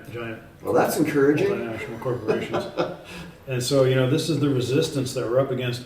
That's big time. I find it unacceptable that Donald Trump has not said anything about it. Well, they'd probably knock him off if he did. I don't even know if we're looking at the original Trump at this point. I mean, there's so much BS going on that, I mean, I know who I am. I know the evidence for the case that I'm making. Beyond that, when you start talking about like global politics and stuff, man, it gets complicated real fast. And everything is a double game. But, RFK has come out and said, hey, yeah, we're being sprayed and DARPA is behind it. That was a big win. He has. Yeah. That was a big win. When that happened, there were all these people in our movement that were saying, oh, he's whitewashing, like, oh, he's holding out, like, oh, he's providing a distraction. No, he's not. You look in my book, you find DARPA's all over the place in my book. I have all kinds of evidence on DARPA, the Defense Advanced Research Projects Agency. I mean, that's where Operation Paperclip went. That's true. That's where the program that brought in all the Nazis went. It got folded into DARPA. I talk about it in the book. I mean, and the CIA and intelligence agencies as well. Yeah, they run the actual machinations of it, but the whole program ended up being a department of DARPA, and I have the whole chapter in the book, the Nazis and the CIA, that goes over all the potential involvement of former Nazis, and it's just like I'm not even trying to say bad things about Nazis. You know what I mean? It's just like these people were compromised. When you say bad things about Nazis, it brings up, oh, well, you just don't like German people. I love German people. I love everybody. But they were the Nazis. They were compromised. They were in a position for global intelligence agencies to come in and just do whatever they wanted with them. Because they didn't want to get knocked off, because they didn't want to get killed, because they didn't want their family to get killed. So they went to work for who was protecting them, and that was the CIA. And so we got DARPA involved. DARPA is overseeing the MITRE Corporation. DARPA oversees the MITRE Corporation. I mean, come on, let's go. You know what I mean? And so anyway, RFK, God bless him. See, and you got to take into consideration. Trump let him say that. Trump let him say that. You know what I mean? He's not going to just go out and say something like that if he doesn't have the okay. He's letting him do the same for him, basically. Yeah. So, I mean, you have to take that into consideration, but I want Trump to say something himself. I mean, how can you be the president of the United States Your people are being assaulted with this stuff every single day, mass murdered every single day, with these planes flying over, dumping tens of thousands of megatons of toxic waste on us every single day, and not say anything. Yeah. I mean, it's just incomprehensible. Well, He's never uttered anything about it. Once he was like, oh, we're talking about dust in the atmosphere, people spraying things. He was very vague. He could have been talking about other things like, I think at the time he could have been talking about that Roundup stuff, the weed killer that you'd spray. Glyphosates that you spray on the GMO crops. He could have been talking about that. So he was very vague about it. He's never made any real public statements about it. And, a little birdie told me, someone who knows Trump personally, a little birdie told me that he knows all about it. Now, I'm not like some great journalist. If I was, I would have said, well, why doesn't he do something about it? But I didn't say that at the time because I'm not a journalist, I'm an artist. And, I'm like a really mellow person. I'm not like a presser. I'm not a journalist. I'm not a press person. I don't press people generally. So I've heard that only United Nations members, the nations that are part of that, are the ones that get these chemtrails, and the other parts of the world don't. Is that true, or are they pretty much doing this everywhere, even in the places that are totally outside of these transnational systems? Everywhere there's civilization, you see chemtrails. So anywhere, Bhutan. Well, I mean, when I say civilization, I mean like industrialization, modern civilization. Okay, so advanced countries. Basically, is what you're looking at. The more advanced of a society you have, the more that society can be controlled through technocratic means. And of course, the New Manhattan Project is the preeminent masterwork of technocracy, and all things evil. But that explains why we get a lot of it in the Bay Area, since we're the hub of technology here, and it's like it's rare when there's a day without chemtrails. If you can manipulate people's energy usage and manipulate the financial markets related to that energy usage in the Bay Area, you're going to make a lot of money. You know what I mean? Does it all boil down to markets? Well, seems like it. There's, that's a very compelling aspect of it. Pretty much, I mean, you're looking at the redistribution of atmospheric water, which is key, and that plays into like hydroelectric power, plays into agriculture, plays into cities that require water, such as Los Angeles and Las Vegas and things. And that's a big part of the New Manhattan Project is the distribution of atmospheric water. I mean, water is life. They tell you water is the new gold. Well, they got why they're saying that, because they got a whole system that's built to manipulate that whole thing, and the more that water is worth, well, then the more they make off of their scams. Well, it's all artificially controlled too, because you probably didn't see the video I did on primary water, but apparently there's a whole ocean. I listened to that guy, and he was very well spoken and very knowledgeable. I appreciate that. He actually drills for primary water, and apparently we have a whole ocean of water down there that they've created scarcity out of an abundant resource. And from what I hear, oil is the same. Oil is actually abiotic. And, 100%. It's not from fossil fuels, or it could be from fossil, but most of it comes from a renewable. It's renewable. Doesn't mean it doesn't make pollution, of course. Think about how stupid that is. Fossil fuels. I don't use that term anymore. I don't either. Hydrocarbon fuels, because I mean, really, we're supposed to believe that it was dead dinosaurs, and there were all these dead dinosaurs and living things, and they all kind of like piled on top of each other and made these layers of sediment, and that turned into oil. I mean, give me a frickin' break, man. I mean, that's just like the stupidest thing ever. Well, I'm sure some of it may be because coal is a compressed whatever from the top, but all of it can't be, because we would have run out a long time ago. No, yeah, it's totally renewable. I mean, you have wells that have been drilled and have been used up, and then they come back to it some decades later, and it's been repressurized with new oil in it and stuff. I mean, it just goes on and on. I mean, I haven't looked into that all very deeply, but that's the whole game. Yeah. It's making people believe that there's a scarcity. Exactly. Of things. And when there's a scarcity, well, that makes the price of things go up, doesn't it? So does that mean they're poisoning all our air so that they can sell us bottles of air? We're definitely headed toward that. Absolutely, 100%. I mean, I wouldn't put it past them to 100%. be planning that for their future. No doubt. 100%, no doubt. That's wow. where they're going. So you have to buy these machines to hook up to your house to have. That's their wet dream, to be literally the air that we breathe. Yeah, that's true. That's total control. It's total control, all right. That's what they're shooting for. I mean, that's what they're all about. And there's a whole nother aspect of the New Manhattan Project that I don't even write about in the book. I think I touch on it maybe like a little bit, maybe in one part. But I think that a lot of it has to do with surveillance. That too. And not only surveillance, but a type of surveillance that allows for interaction with the people that you're surveilling. In other words, okay, so you got these little particles infiltrating everything, absolutely everywhere. I mean, they go into, like deep into buildings and things, even though they're pretty well built. I mean, I don't know, you can kind of get things out. If you don't have like an HVAC system going on, you're probably going to have little particles from the coal fly ash New Manhattan Project floating around in your house and in buildings and stuff.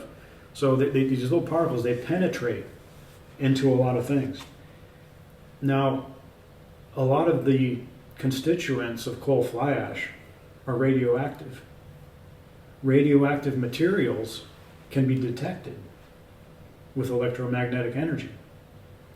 And one of them in particular, barium, is the best for surveillance because of its opacity, because it shows up on radar because of its opacity. And so, but what I'm getting at is, if you have these little particles everywhere, you can conceivably be thousands of miles away monitoring somebody's movements inside of a building, because you're able to trace and track with the half-lives of radioactive materials that are in the coal fly ash. There's like 12 or 13 different. But there's a whole nother aspect of the New Manhattan Project that I think is going to be an intensive area of research going forward that's even more hidden than the weather control stuff. And I think that has to do with surveillance.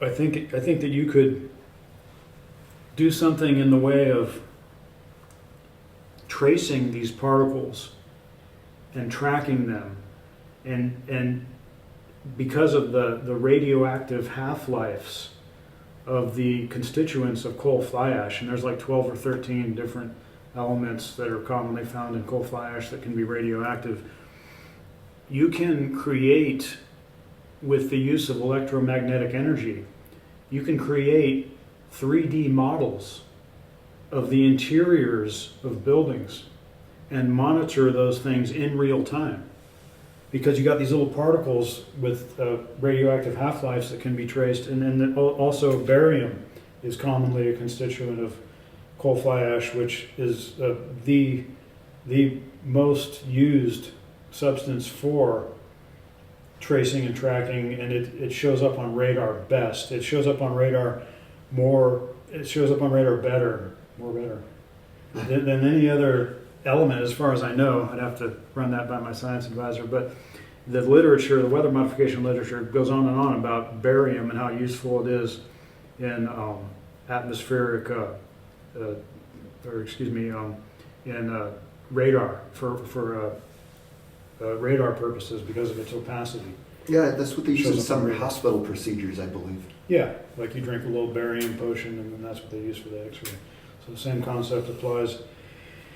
But so if you have these little particles penetrating structures where people live, and these particles are not only all in the structures, they're all in you. They're all on you, they're all in you, because you've been ingesting these things. and they bioaccumulate in different areas of your body. They have radioactive half-lives, and they show up on radar with electromagnetic energy. That's what radar is. You could conceivably create 3D models of the interior of structures on computers that can be monitored from thousands of miles away with the use of ionospheric heaters that bounce signals off the ionosphere. You could be watching somebody in their house or in their office in real time as they go about doing whatever they're doing.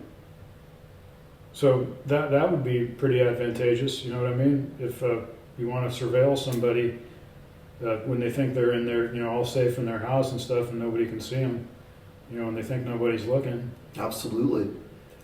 And that's... and supposedly they were being all hooked up to the Internet of Things, where the Internet itself will be the whole biosphere. Yeah, it definitely plays into that. It's just like a comprehensive. It really has a lot to do with just these little particles just getting in everything and just becoming a part of everything. And it's all nano-sized now. Yeah, well, the particle size that nucleates the best has been determined by probably the world's greatest expert on conventional weather modification, Bernard Vonnegut, as being 1/10 of a micron, which is 1,000 nanometers. I don't think he wanted to say nanometers, because when they say nanometers, people say, "Oh, the nanometer scale, that stuff's dangerous." So he said it was 1/10 of a micron, which is actually 1,000 nanometers, and that's the particle size that is most conducive to acquiring atmospheric moisture, to glomming onto tiny little bits of water in the atmosphere floating around. And it's the particle size that they shoot for in the conventional cloud seeding industry, because you have those little particles and they collect atmospheric moisture and then they coalesce into a raindrop and rain, precipitate out, because you're looking to increase precipitation generally in the conventional weather modification industry. So, these things are absolutely everywhere. They're in all of the Earth's biota, the plants, the animals, the trees, you and me, floating around in the atmosphere, everywhere. It's like penetration of humanity, penetration of the experience of life on this earth. See what I mean? They're getting into your stuff. Do you understand? You know what I'm saying? Literally, they're screwing us. Yeah, like a man might, penetrate a woman. Yeah, exactly. Yeah, and so this is a very, aggressive program, the New Manhattan Project. I mean, it's not, these guys are not playing around. You know what I mean? And the natural wave, and a lot of men are like that, but that's, that could be a good thing. That could be that's a natural thing for a man to be. An alpha male wants to, and I'm not endorsing what they're doing. I'm just saying that, that's part of who we are as a species. The man generally tends to be the one who's more like, out there doing stuff, penetrating the world, going out into the world, getting things done, running things. The woman tends to be more like submissive. These are generalities, Sure. And the classical generalities of how men and women are. So, this whole thing is just intertwined into the experience of life on this planet to a degree that is, it's just astounding, really. And this is why I'm going back and reading world history and, finding the foundations of all this. There's an author, the guy who wrote the standard book on the original Manhattan Project, and his name is Richard Rhodes. He lives in Half Moon Bay, and I've had some contact with him. I sent him a copy of one of the editions of my book. He wrote a book called Energy, A Human History. Think about that for a second. Energy, A Human History. Like how intertwined is the whole idea of energy, of power? How is that's so crucial to man's existence on this planet? You know what I mean? And then you look at something like the Rockefellers. This is like the esoteric stuff that I intend to get into and learn more about. These are the areas that I want to get into. I need to have like a basis of knowledge for as to how all this works. But I mean, you look at someone like the Rockefellers. What was their big thing? Energy, oil. It was the thing that revolutionized the world. This access, the distribution and this access to oil, to hydrocarbon fuels, things that powered the Industrial Revolution and power our lives and allow us to do everything. The fundamental substances that created the modern world, created our modern civilization. This thing is so huge. It's like Illuminati whistleblowers, how they say, and I'm hinting at this again, but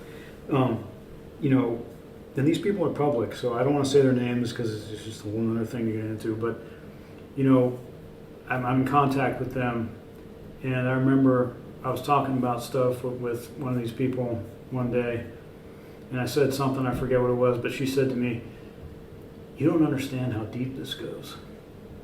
You know what I mean?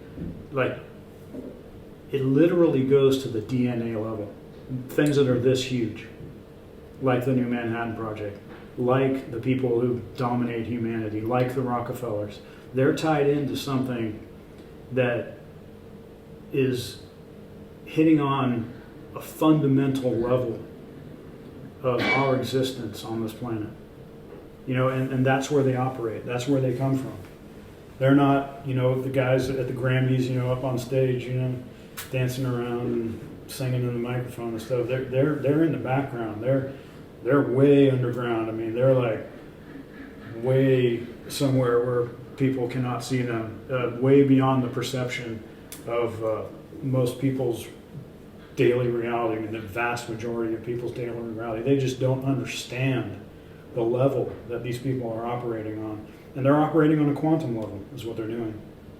And that's where the Illuminati operates, on a quantum level, on the most fundamental level, on an atomic level.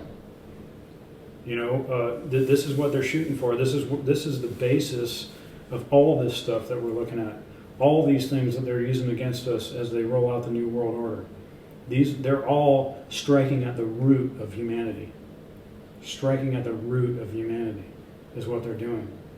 And, it's just so insidious and just so evil and so diabolical that most people, they just cannot understand it. I can't understand it. I've been looking at this thing for 17 years now. And like I say, I'm going back to the drawing board. I'm going back to okay, what's the fundamentals of this thing? I mean, keep peeling away the onion layers, and there's always a new whole paradigm shift in there somewhere where it just blows everything out of the water that you've learned before. It sounds a lot like Gnosticism. Have you ever studied Gnosticism? I'm vaguely aware of it. It's like where the mythology is that there was a God, and then God had an imperfect, I think it was Sophia, and then Sophia had a offspring that was imperfect, who became a secondary God and created this artificial world that we are stuck in. Mm. It's like the Matrix movies, basically. Mm-hmm. Yeah, I mean, the Matrix movies are and that was based on Gnosticism. Mm. Yeah, I mean, I don't like the Matrix movies. I mean, I find it interesting. I find their premise of the Matrix movies interesting, because I go and I watch the movie and I'm like, okay, it's a bunch of fighting, lame action sequences. It's only the premise that is Gnostic, not the execution. Yeah. I mean, I think they could have taken that movie in a much better direction. Of course they could have. It was a little disappointing. Much more interesting. The first one was okay, and then they just kind of dropped the ball on it. I don't even bother watching 2 and 3 and stuff. I think I've watched part 1 once a long time ago, and I was like, I don't even understand what this is about. And people kept on talking about it, and then years later I went back to it and I was like, oh, those are some kind of interesting scenes. But then, it just kind of degenerates into all just fight scenes and stuff. Like I'm watching a video game, Mortal Kombat or something. It's more like they disclose certain concepts that makes it interesting, not the actual movie itself, so to speak. I mean, but all the fighting, it made no sense to me, and it just turned me off. Well, that's just like the same reason you use chemtrails. You're appealing to the mass appetite of the zeitgeist of the, you know, whatever the thing is of the moment. Yeah, I mean that's who they're appealing to. I mean lowest common denominator exactly. appeal, but nevertheless, probably the majority, the profitable appeal. Yeah, but you know, I'm glad that at least those concepts were made public. You know, Hollywood does that a lot. They reveal the method, as they say. And you know, if you're adept and you have a good knowledge of the occult, then it makes sense to you. Then you can pick up on it, exactly. Otherwise, it's all subliminal.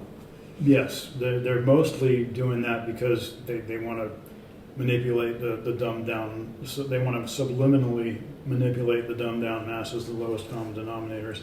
And there's a whole thing of, you know, telling people what you're going to do to them before you do it. In that way, it makes it stick. You know what I mean? Because if you don't fight it, then you're tacitly endorsing it. You know what I mean? Apparently, that's some kind of spiritual contract stuff. Yes. Where if you don't refute it, then that means you accept it by yes, default. 100%. Yeah. 100%. Which gets into, that's kind of black magic, isn't it? Oh yeah, that's what they do. I mean, this gets into you know, the current way of thinking of all these things is a spiritual war, and it really does boil down to that. 100%. And chemtrails is just one aspect in the physical world of how we're experiencing that. Mm-hmm. Which could take you into all these other yeah, it's really only directions. One manifestation of the New World Order, one manifestation of pure evil, one manifestation of this wicked establishment's attempt to totally control and dominate humanity and the entire planet. And this is what they're shooting for. Do you think, since we're doing this interview, what is today, like the 4th of February, or something like that, 2026? Just like the week all the Epstein files have been released en masse. To me, this seems positive that this is all coming out. Surely, with all these revelations that we've known about people like us who've been into this, thinking about this stuff for, you know, well over a decade, it's like, you know, it's like, okay, yeah, knew about this, but it's good that it's becoming like open source now, and mass consciousness is adapting to the realities of this world. To me, it seems like a very good thing for the geoengineering and chemtrails too. It's like people are going to go, oh, well, if all this was real, then yeah, absolutely. You know, I consider these things all positive developments. You know, recently when I was promoting my book before it came out and getting involved with the people on the Reclaim Our Skies X group, I kind of felt like I was trying to catch up. You know what I mean? Like, wow, these people are really moving forward with this stuff. Like, I'm trying to get with this. You know what I mean? This is a very vital movement going on here, and I'm trying to, like, you know, get up to speed on all this stuff. And, you know, I got up to speed on it recently, and now I'm back to, like, you know, just like, all right, catch up with me. You know what I mean? Okay, come on, let's go. You know, I saw this. I've been more on Twitter recently because I promoted my book on Twitter a lot, and I achieved 3,000 followers in the last, 3 months or something like that. I just followed you last night. I found you on Twitter and followed you. I'll follow you if I'm not following you already, but, I try to follow people. But, I saw this video. They're always just showing you all these videos and stuff when you go through your feed. And it was this one, this is the way it said, the caption was, this is the way conspiracy theorists are now. And what it showed was a couple of middle-aged guys who were DJing a party. And it was just like a still camera shot. And there's just two guys, like one has a mustache. They look like they're in their 40s or something, you know what I mean? They're kind of like a little bit too old to be in the rave scene, but they're DJing it, you know what I mean? And they're just kind of like just straight up chilling, you know what I mean? Just like, playing the record. And he's like, his friend's like, like just chilling. It's like, all right, come on, let's go, like we've been here the whole time. Like the conspiracy party is open for you. Yeah, you know what I mean? Like I figured out like basically all the what I call conspiracy studies. I figured that out over 10 years ago. The hardest thing to figure out was politics. And I said that you said you didn't want to talk about politics too much, but let's talk about it. You know, the way it comes out, and I didn't think that this is the way it was. Well, the way it is, let me just say the way it is. The Democrat Party is completely controlled by the globalists. Completely. There's nothing left. At this point, sadly true. Yeah. I mean, you know, and I think this is a big reason why a lot of Democrats are so angry. It's because, like, where did my party go? You know what I mean? It's like, you know, and then they have like a visceral, like a knee-jerk reaction to anything Trump. But they've been neutralized is what's happened. The Democrats have been neutralized because, you know, traditionally it's the Democrats that have been environmental activists, right? Can you name one politician who sponsored any of these state anti-geoengineering bills? I can't. It's all Republicans. And so, you know, the mainstream media and the Democrat Party has grassroots Democrats chasing windmills. It's like there's been a polar pole flip in the parties. Yeah, and see, they've been neutralized. They're all worried about, you know, illegals being deported. Think about that for a second. They're so super concerned that illegals are being deported, and this shouldn't be going on. I mean, do you understand? I'm asking the audience now. Do you understand how detrimental illegal immigration is to this country? It wrecks the country. It absolutely wrecks the country. It is the root cause of all of the socio-economic problems that America has today. And you know, we got to have a border. We got to have a country. You don't have a border, you don't have a country. You got the two do go together. If you don't control the border, the cartels control the border. Okay? You think that it's humanitarian to leave the border open? I got a bridge to sell you. You leave the border open, the cartels are running everything. Complete lawlessness. That's called illegitimate authority. You have to understand the difference between illegitimate authority and legitimate authority. I mean, you have all these Democrats talking about, like, oh, look how violent ICE is. You know, oh, it's so terrible. That is legitimate violence. Legitimate authority. Because it has been mandated by a presidential election. It has been discussed in the public venue for years. It is extremely popular to deport illegals because we understand as of now that it wrecks the country.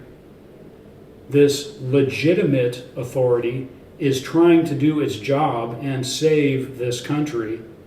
And then they endorse, these Democrats who have been induced into thinking like this, they endorse illegitimate violence, illegitimate authority. You endorse the cartels. When you say F ICE and abolish ICE, you're endorsing the cartels. You don't have people who are, if you don't have people who are enforcing border law, you're putting the cartels in charge.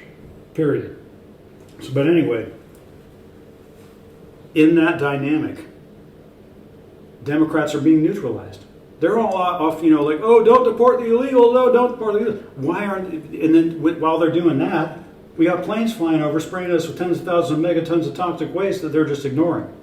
It's like, oh, that's not an issue because the mainstream media says so. I mean, you know, it's just this trendiness where it's just like, oh, the mainstream media made something of it, the Democrat Party made something of it, and then, oh, yeah, we're going to go out in the street and, like, you know, fight the deportation of illegals, like, while everything else is being wrecked. You know, what ICE is doing and Border Patrol is constructive. They're trying to get the country back into a shape where we can have a prosperous society and not have everything being drained off into every third world country in the world. So just watching my Facebook feed, it's just a war between those who are for it or those who are against it. And like you said, these things that are happening in the sky and, you know, at the nano or micron level, whatever you said, are just totally being ignored. Yeah, I mean, they're ignoring your average Democrat these days who's been brainwashed by the mainstream media. They're ignoring the COVID kill shots. They're ignoring the chemtrails. They're ignoring the GMOs. They're ignoring the fluoride. They're ignoring everything. They just want to go and shake their butts, you know, down to the little ice protest and stuff and feel like they're accomplishing something. I mean, it's sickening. So anyway, they've all been neutralized. You know, they're off chasing windmills. Democrat Party's totally screwed. I mean, they're in the process of totally destroying themselves. And then in the meantime, you have the Republican Party, which is not perfect. You know, I'm not going to sit here and tell you how great Trump is all day. He's a man. What I'm interested in is the grassroots movement that's coming up through the Republican Party. This has been going on for a long time. It started with the Tea Party. You can go back to Pat Buchanan and all this stuff. I mean, you know, think what you will of it, whether or not you disagree with it. It's an actual legitimate grassroots movement that's coming from the bottom up, not the top down. Democrat Party, all top down, 100%. Not one of those people, not one of those Democrats in Congress is working for the American people. Not a single one of them. They're all completely bought and paid for. The Republicans, on the other hand, yes, they have their rhinos, you know, like Mitch McConnell and Lindsey Graham and all these other idiots. You know, these are the people that we're trying to get rid of. But in the meantime, in the Republican Party, you have an actual, legitimate grassroots movement of real Americans that are concerned about real issues. And they're forcing these issues up through the Republican Party, up to the federal level, on all kinds of things. But most importantly, the COVID shots and the chemtrails. You know, these are the most important issues. Chemtrails and the COVID kill shots are the most important issues. I mean, there's tons of all kinds of stuff that's going on that are important issues. But having planes flying over spraying us with tens of thousands of megatons of toxic waste all the time, and having this entire global establishment being behind the greatest mass murder in history and having no accountability for it, I mean, basically zero, and then, you know, having them continue to promote the shots. I mean, they want you to sprinkle it on your breakfast cereal in the morning, you know what I mean? And to have them to continue to do that when they know for a fact that the mRNA shots cause more deaths and serious injuries than all previous shots combined. This is a fact, a scientifically verifiable fact, and yet they don't even say that, they don't even address that. They just continue on and say, oh yeah, you need more of it. Did they just take the liability away from injections? Or is that something in progress? We're making progress in those areas. Because that's what needs to happen. Because if they that may have happened. Because what was it? The Vaccine Protection Act of 1980 something. Mm-hmm. Basically gave them immunity from. Yeah. So what's the incentive to make products that actually work if there's no retribution for your mistakes or deliberate evil which we've come to know so well through all the things that we've researched? That whole thing is just so sickening. I mean, it is just I mean, you know, it's that and chemtrails. It's just the kind of things that just turn your stomach, man. The way these people operate. Well, even the breakfast cereal that you were talking about, even that's been poisoned. Well, yeah, there's all kinds of the grains have been genetically engineered. Yeah, got all kinds of glyphosates in it, and all kinds of other chemicals, and, you know, fertilizers and pesticides. Yep. I mean, it's just they've garbage. Left no rock unturned in how to mess with us. Right. Oh yeah, this has been a comprehensive plan. It's all been developed over the years, and the Rockefellers have had everything to do with it. I encourage the audience to read a book called Killing the Planet by Paul Williams and Rodney Brown. I quote it quite a few times in my book. And it's basically just showing you how the Rockefeller family just spearheaded all of this stuff. Well, they're the ones who did the Flexner Report and the medical takeover in 1910 and teens and all that, and demonize natural cures, amongst other things, of course. Yeah, medicine used to consist of homeopathic cures, homeopathy basically. Preventative. And the Rockefellers put them all out of business. They did. And that was just one aspect of what they've been doing. I mean, they've been doing everything. I have a whole section in my book about how the evidence indicates that they've been behind all the spraying programs. And, you know, it's just, there's too much to go over. I could open the book and start reading from it, but I don't think the audience would find that very interesting. But, you know, that's why they'll have to buy the book and read it for themselves. well, yeah, I mean, I'd rather you buy the one with the red cover, because that way I get like 3 or 4 This bucks. this one is out of print. This is just the one that I happen to have that I brought along as a prop. But the other one we'll have it linked down below the video. Well, is there anything else you want to talk about in the wonderful world of chemtrails, geoengineering? Well, this is my dry run for Bill Maher, right? I mean, I'm waiting for his invitation. Bill, I mean, come on, buddy, give me a call. Well, he seems to turn the tide in a lot of things. He's pretty open, so. Yeah, I mean, I would even smoke weed with the guy. You know what I mean? I've never heard him talk about geoengineering or chemtrails or anything like that. He should. He should have me on the show. But I actually stopped listening to him like way back, like when he started cheerleading for the Iraq War. Oh, I don't agree with him on everything. And I stopped listening to him then. I never. That's kind of weird. That, Went back. he would do that. He did that? He did that. Yeah. You wouldn't think that he would do that. I wouldn't either because I liked him in the 90s. And then all of a sudden he just turned like, oh. He's a smart guy. And, get him. I'm amazed at his ability to, articulate cohesive, discernible thoughts. You know, when he's constantly like drinking and smoking weed and stuff. You know what I mean? He seems to like to play both sides a little bit. Kind of just play both sides just enough to get everybody interested. Yeah, I wrote him off at first. I just figured he was another lame brain in the mainstream media. But people come around. I think he's had some type of a bit of an evolution. I mean, not like a huge evolution, but I see him saying things that actually make sense. I mean, he's got balls enough to say things that are unpopular but true. And he often says it in ways that are funny. So I appreciate that. Another one you should get on is Joe Rogan. I'd love to do Joe Rogan's show. Because that's quite an audience, and he would be open to this. Yeah, I'm going to need the book to take off for these things. The book's going to need to really sell. Or there's going to need to be some kind of development. I keep on thinking that there's going to be some kind of strange thing. I mean, because, I understand how this works, Mike. And when I say that, I mean the narrative. You understand the narrative, right? The narrative, yes. How the public's attention is drawn this way and that way, and how it's manipulated. And sometimes it's organic, sometimes things just happen, but most of the time things are orchestrated to direct the public's attention here and there.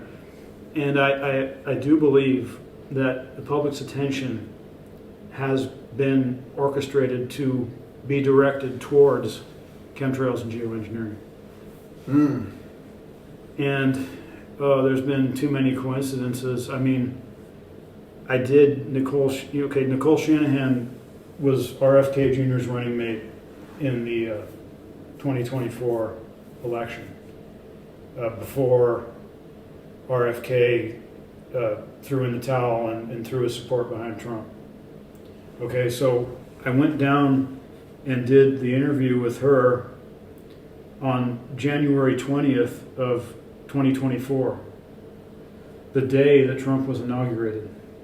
I mean, this is a coincidence, right? Of course. And there's other things that are kind of slipping my mind right now, but there's been lots of little moments, like things that make you go and I'm not a part of it. I'm just a guy going with the flow, letting life come to me because I already did the work and now people are finally knocking on my door. But I see that the public's attention has been manipulated towards what I've been studying for 17 years. And it makes me think there's going to be some kind of event that really draws people's attention to this. Now, I don't endorse any kind of violence in any fashion, but what what comes to mind is, and I think that, you know, the establishment has been priming people towards this point of view, is that somebody is going to commit some kind of big act of violence that draws attention to chemtrails and geoengineering, such as bombing the MITRE Corporation headquarters or something like that, you know, something that can be attributed to my work or Dane's work, and say like, oh look, you know, it drew a bunch of attention to it, and I sold a bunch of books over it and everything, and Dane, you know, got all kinds of political power from it or whatever. But you know, the mainstream media would be like, oh look, they're the bad guys. Oh look, you know, they incited this person to you know, do this act of violence. Of course, I had nothing to do with it. Of course, I'm just an artist. Of course, I'm just a researcher. I'm just like a guy that spends most of his time in his unit, you know, reading. And but you know, they're going to try to. I think they're going to try to, like, you know, have some big event where they demonize, you know, people who have been drawing attention. They want to demonize the messenger instead of the perpetrators. Exactly. Try to eliminate. I mean, of course, it'll blow up in their face as well. Yeah, I don't think they can get away with that, but doesn't mean they won't try. Exactly. I'm not sure they could get away with it at this point because we're wise to this kind of stuff. I don't know if they would even try it because, you know, we're hip to the false flag terror type of stuff. But they're very desperate at this point. You know what I mean? And they might try something to, you know, try to create some kind of situation whereby Dane or I might be eliminated from the scene. Of course, we wouldn't be. I mean, it would be the only thing that would happen would be that, you know, we'd just be benefited from it, actually. But exactly. You know, they're just so disorganized. Vindicated. Yeah, and they're just so recognized. They're just so messed up. I mean, we already have it. You know what I mean? Like, I'm not worried about it. I mean, Dane, of course, is you know, the main guy, and you know, he's more well known than me. But you know, I may rise in prominence if my book sells well. You know what I mean? Well, there aren't too many selections out there, so people are gonna go to this topic. Oh no, this is the go-to book. There is no other book really. I mean, you know, I endorse Martin. The Holy Grail, huh? It is the definitive word on chemtrails and geoengineering. In fact, it is the greatest expose ever written. And I'm going to share something with you that I was working towards a little earlier in the interview, but the first time I read it, you know, because I have to review it and make sure that it's all good and everything, I wept. I'm getting a little choked up again, but Mike, I wept because it's a lot more than a book, Mike. It's you know, it was my spiritual journey, and it's so important to life on this planet, and it's something that finally gives the middle finger to the establishment, like they've deserved all this time. You know, in a way that is very intellectual, very well grounded, very well spoken, very well written, and it is it's not a book to be disregarded. It's extremely powerful. It's possibly, I mean, you know, besides like the Bible, things like that, it's just one of the most powerful books ever written. I mean, I wrote it when I had I mean, we still have all of our backs against the wall. And that's the way I felt. And that's the way I've always been. I'm a very tolerant person. You know, I disagree with almost everything that's going on in San Francisco and the Bay Area. But I've stayed here. You know why? Because I'm tolerant. But you know, when somebody puts my back against the wall and they threaten me, you know, as in like, I mean, any type of threat is just a non-starter with me. Anybody who ever threatens me is a zero in my life from there on out. But, you know, the way the establishment has put my back against the wall with this, New Manhattan Project and the spraying programs and all this, because you can't get away from it. When they put my back against the wall, I become like a rabid Wolverine. And the vigor that I wrote Chemtrails Exposed with will never be replicated in my life ever again. And, it shows in the passion that I wrote it in. And, it's a like I say, it's a life-changing and a world-changing book. And I just hope that it gets its due. Tony at Skyhorse, Tony Lyons, the guy that runs it, he says he's going to work hard to promote it. And it's sold well on Amazon, and that's what I've been looking at, just the publicly available data, because it has sales rankings on this Amazon page. So from my experience, it looks like maybe we sold 1,000 books on pre-orders.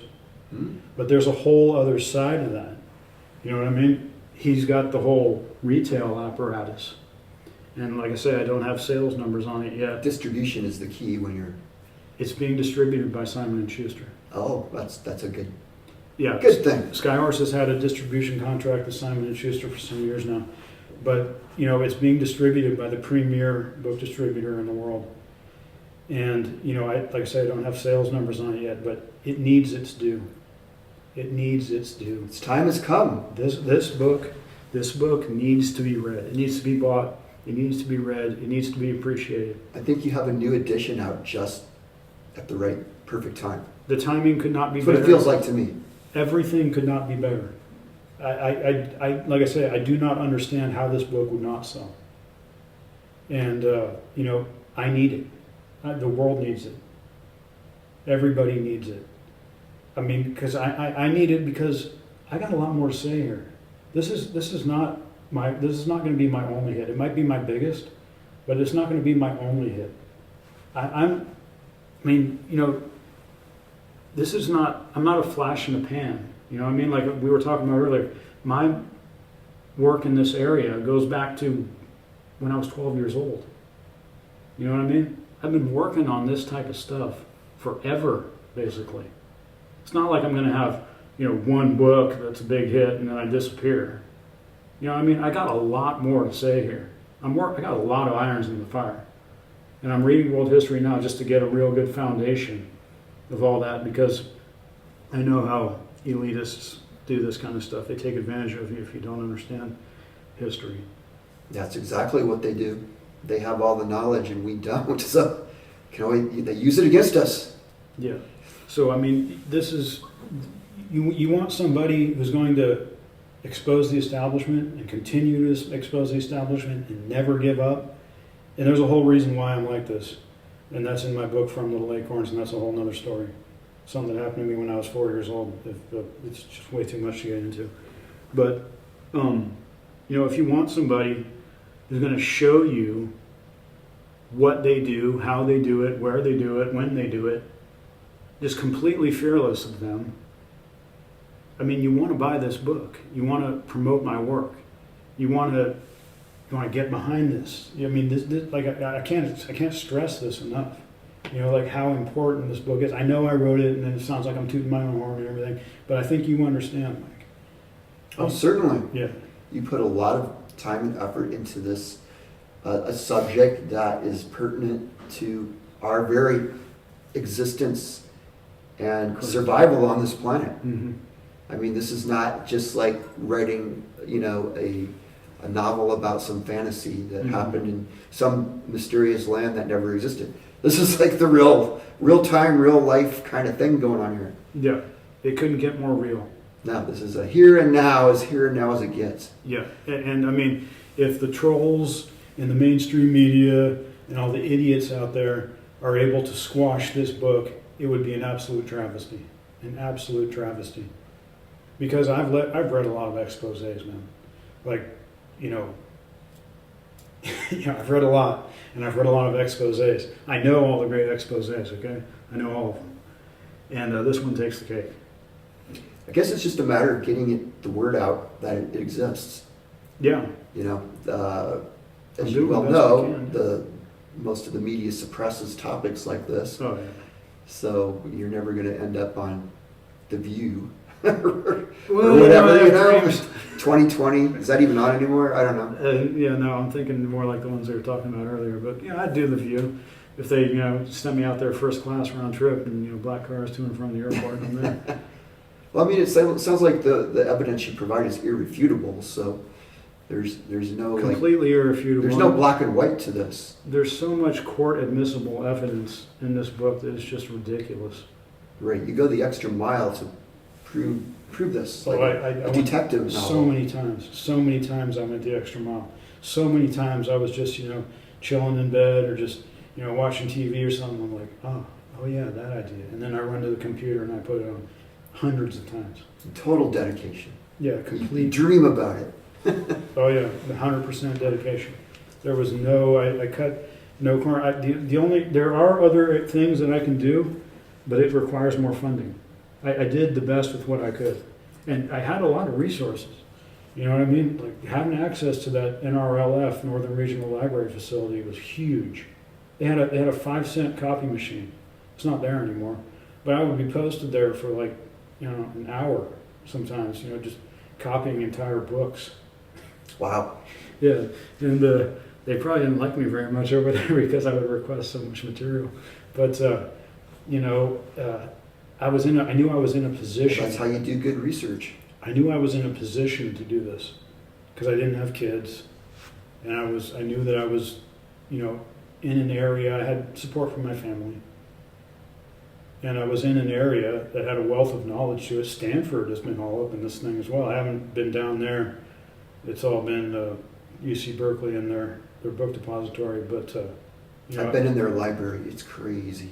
Yeah, just huge. I've been looking around on the Massive. website. Stanford Research International in particular, Stanford Research Institute, and their VLF group. That's a whole other thing. I'm going to have to be looking into that. But Mike, I think we've been talking for like 3 hours now. Wow, time flies when you're having fun talking about chemtrails. Well, Peter, thank you so much for chatting with me about this. It's definitely something that needs to be talked about, something that has come of age, and here we are in 2026, and we're seeing a lot of the dominoes of the New World Order fall. So it's definitely exciting times, and as the Chinese fortune cookie always says, may you live in interesting times. I feel like I've gotten a whole box of those in this lifetime. Yeah, I know that saying as well, and I appreciate that, but this thing is a little long in the tooth, you know what I mean? I'm ready for it to be over, don't get me wrong. Yeah, it's I'm like, ready for this movie to end. It's like the fight scene in the movie that never ends. It's like, okay, somebody just win already. Right. I keep on, how many times you woke up in the morning thinking like, is it over? Is it finally over? Did actually something happen now that we don't have to be living through all this garbage every single day? Yeah. And then you go and then you poke around and you realize, no, it's still going on. My friend Laura Eisenhower, she calls it Planet Mindfuck. And ever since she turned me on to that phrase, every morning I wake up and go, oh my God, I'm back on Planet Mindfuck. Okay, reorient yourself. You got to deal with it. You're still here. Yeah. But anyway. Well, it seems like we're things are turning, so have to keep that optimism going. Oh, I do. Even though some days it's harder than others, of course. But well, thank you so much for joining me today. You're gonna lose. And thanks for tuning in to High Vibe TV. And please join me next time when we have another fascinating guest telling about fascinating things.